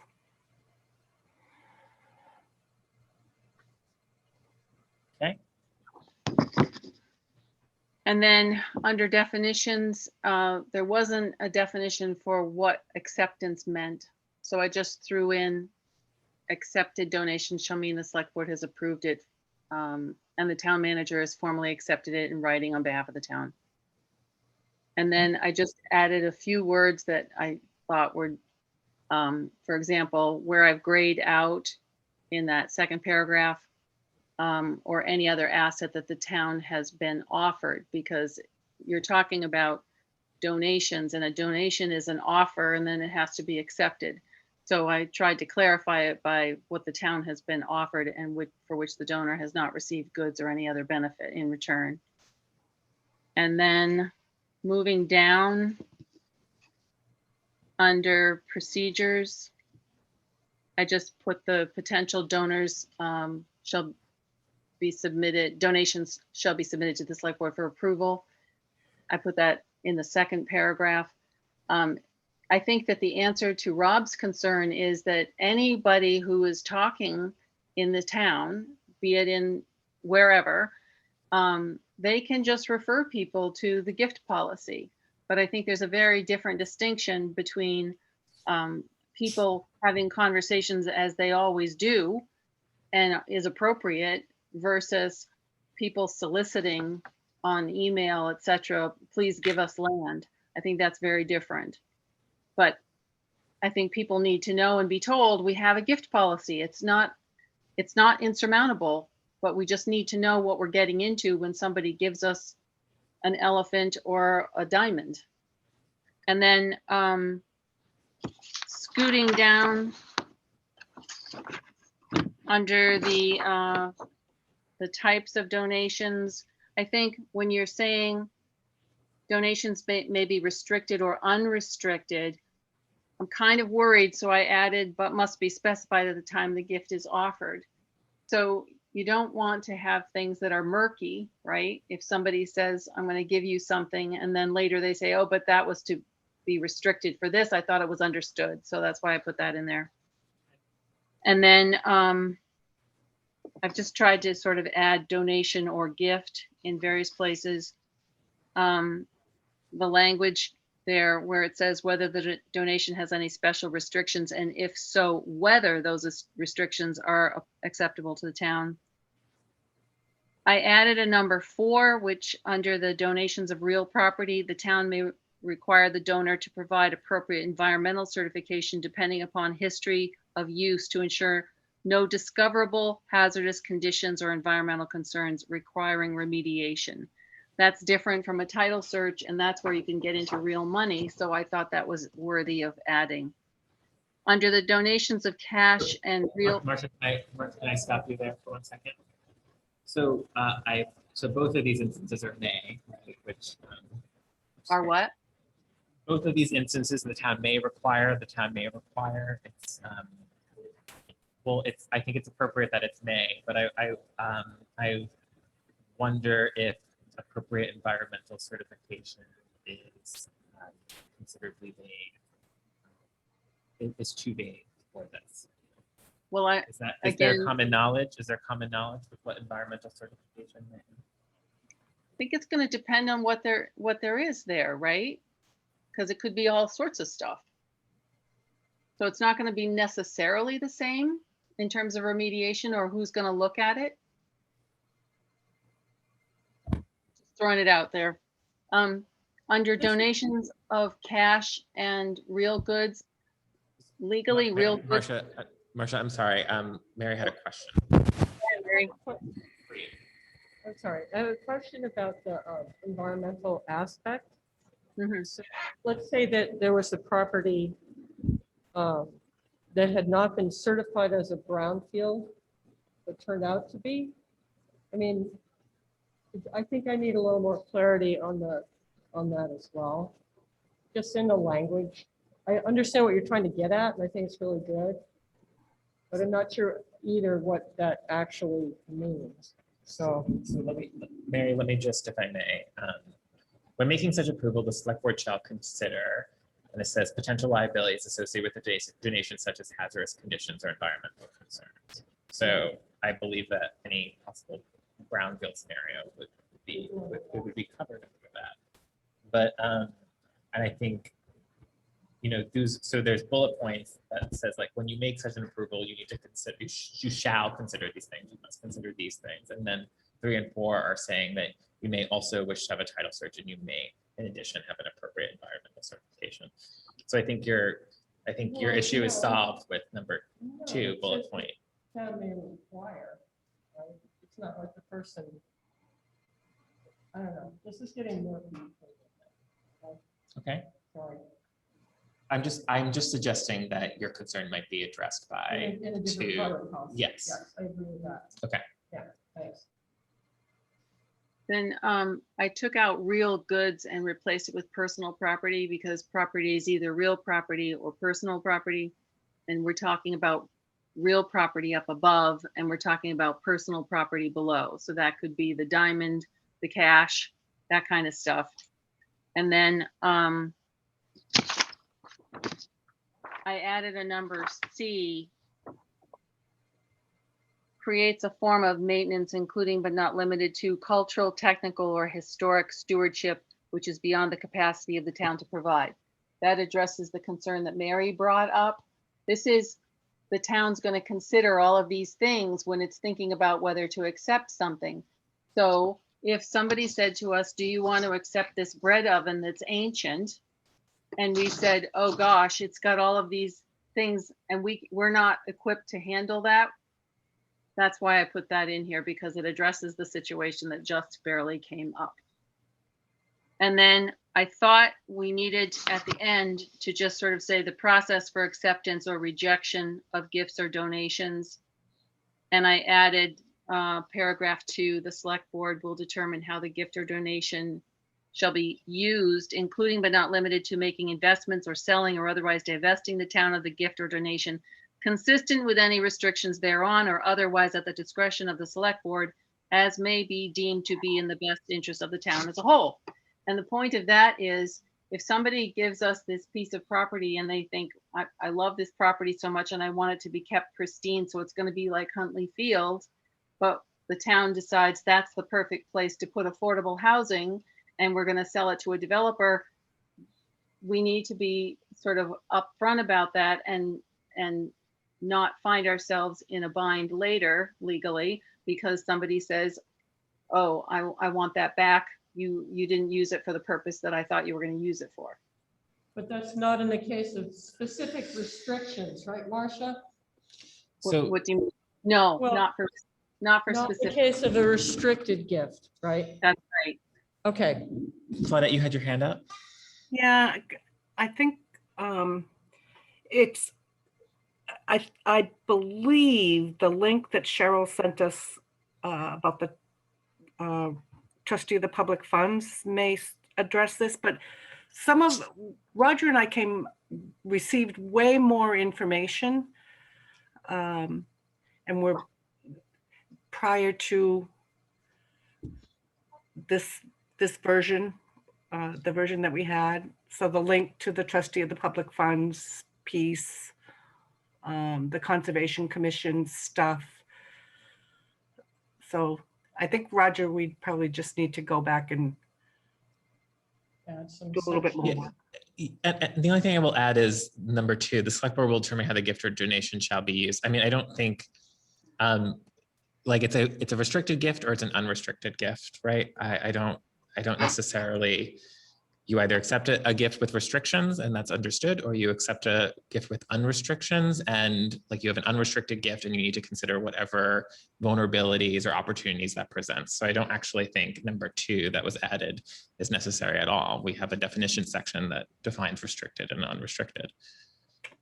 We do, but just to sort of give another perspective, if somebody gives something that's unrestricted, but they think that you're going to use it for the purpose that it's always been used for, this just sort of covers us and says, so if it's unrestricted, we can do what we want with it. And I think if they have a particular use for their unrestricted gift, they should make a restricted gift. That's all. Well, that's why there are lawsuits.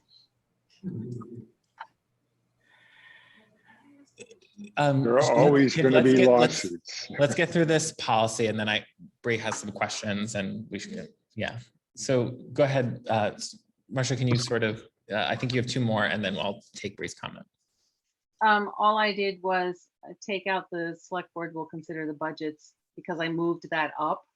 And then the last is providing an explanation. On number 4, I thought the town manager, when they said, thank you very much, we want this or we don't, should obviously provide an explanation for the decision and the intended use for the gift. Again, all I'm trying to sort of impress here is you can't have arguments about stuff if you're upfront about it at every juncture. So this is an unrestricted gift. We have the right to use it as we want to. Thank you for giving us the unrestricted gift. You know, we're gonna do this with it. Okay, that makes sense. So do we need a third reading of this? Well, Oh, okay. So I think, sorry, Mary, I think Go ahead. we're not, it sounds like we're not conducting any reading, we're discussing, it sounds like. So we need to conduct a future second reading of this, is what I There would are other say. elements to be added and so forth. That's Okay. where I'm at. Does that sound like where you're at, or? Yep, but I think that, I think there'll be valuable additions. Claudia, did you have your hand up, or should I take Bree's comment? Go ahead, Bree.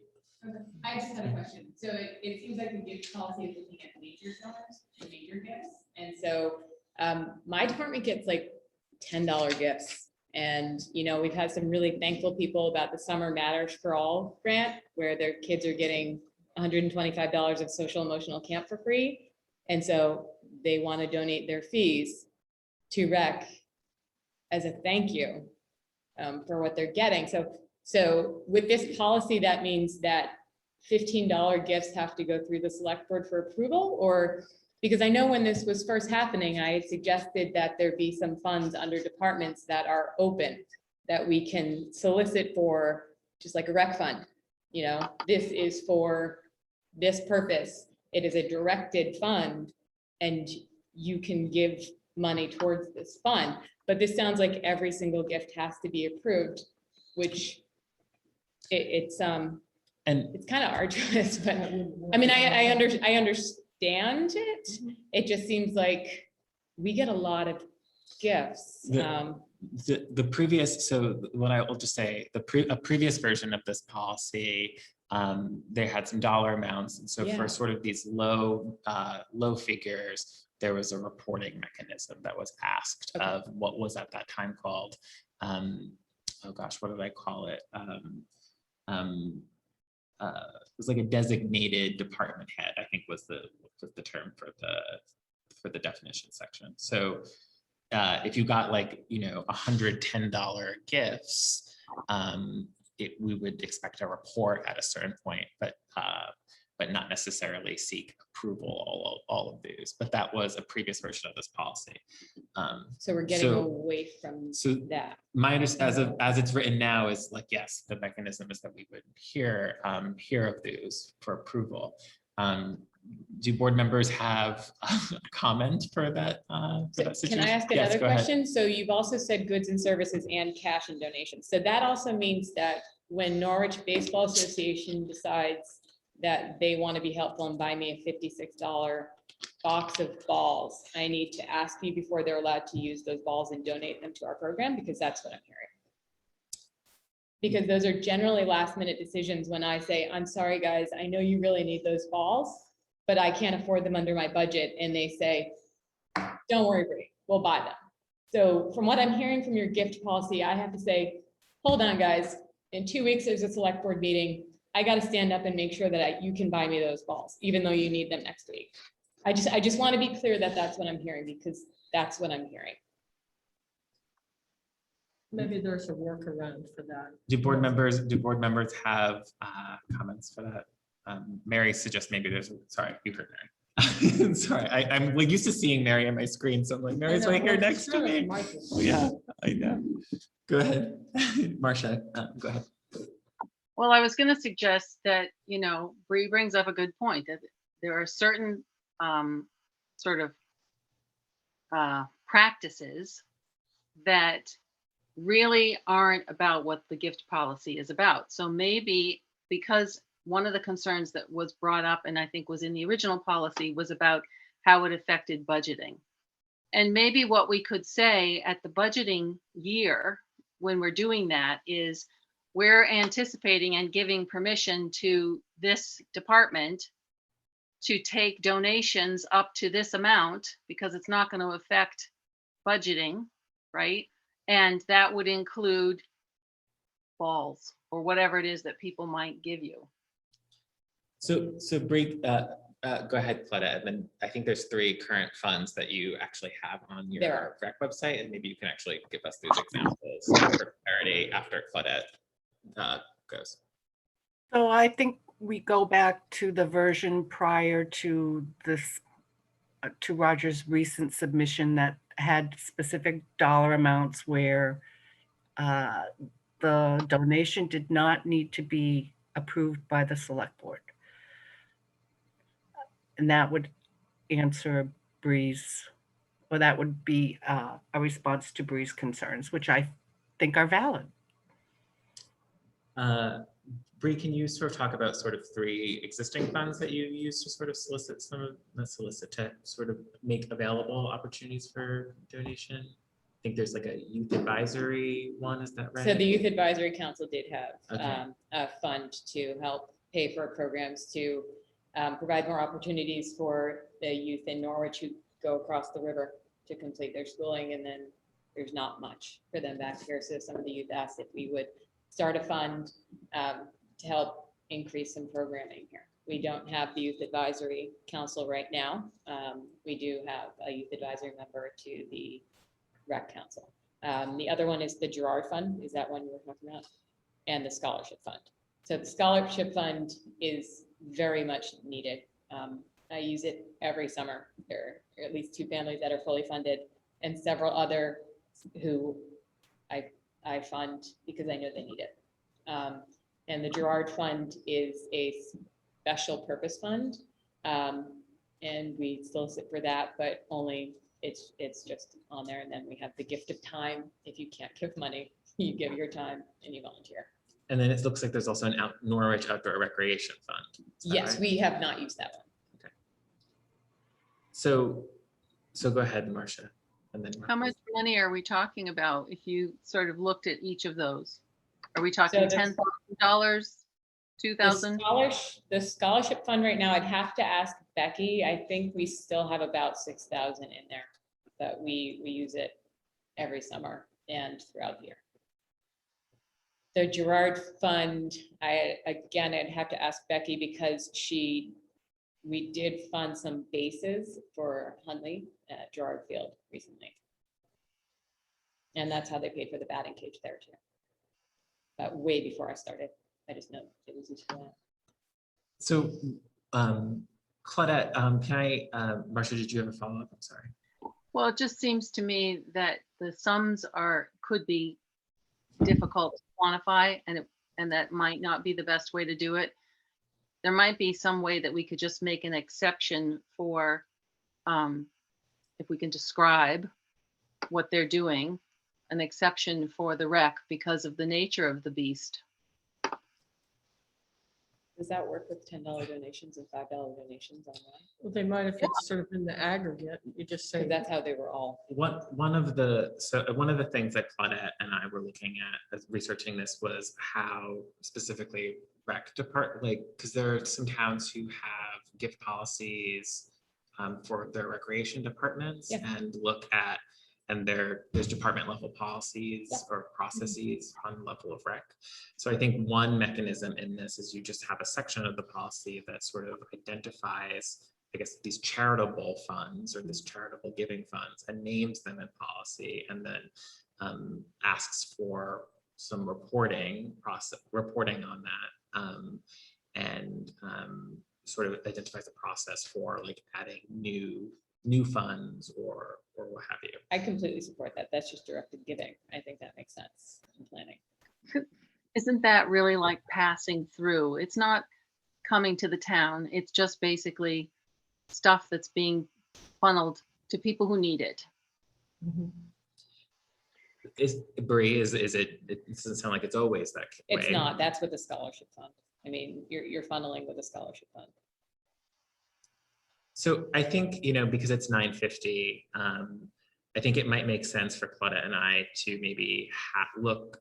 I think we've identified some issues, and I think we also need more conversation with Bree, and maybe town staff more broadly before we can finalize this.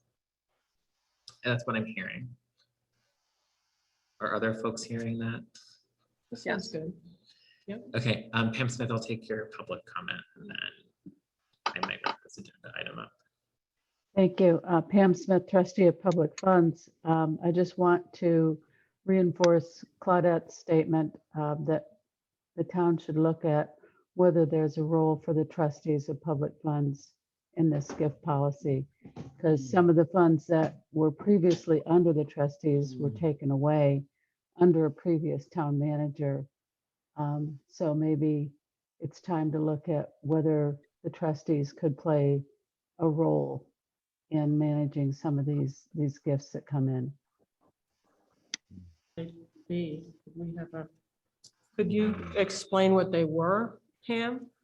What You was would have taken to- away? You would have to ask Cheryl for those specifics. I know she has said to me on many occasions that there were funds that were taken away from the trustees. So right now, all we have are cemetery funds. But Cheryl could give you more specifics. She's out of town right now. But maybe at the next meeting or between meetings, she would be a good resource for that information. Sure, I think that, yeah, thank you. Yeah, so reach out to Cheryl. She'll be back Monday night. Okay. All right, Any thank further you. discussion? Thank you, Pam, for your comment. So any further discussion or can we sort of move on for the moment? I think we have some direction. Let it. Move on. Okay. We just want to get to the sense of the land. Yep, that's the meeting. Okay, is there a motion to adjourn? I move we adjourn. Is there a second? Second. Seconded by Rob. All in favor, please raise your hand. Thank you. Good night. Good night. Good night.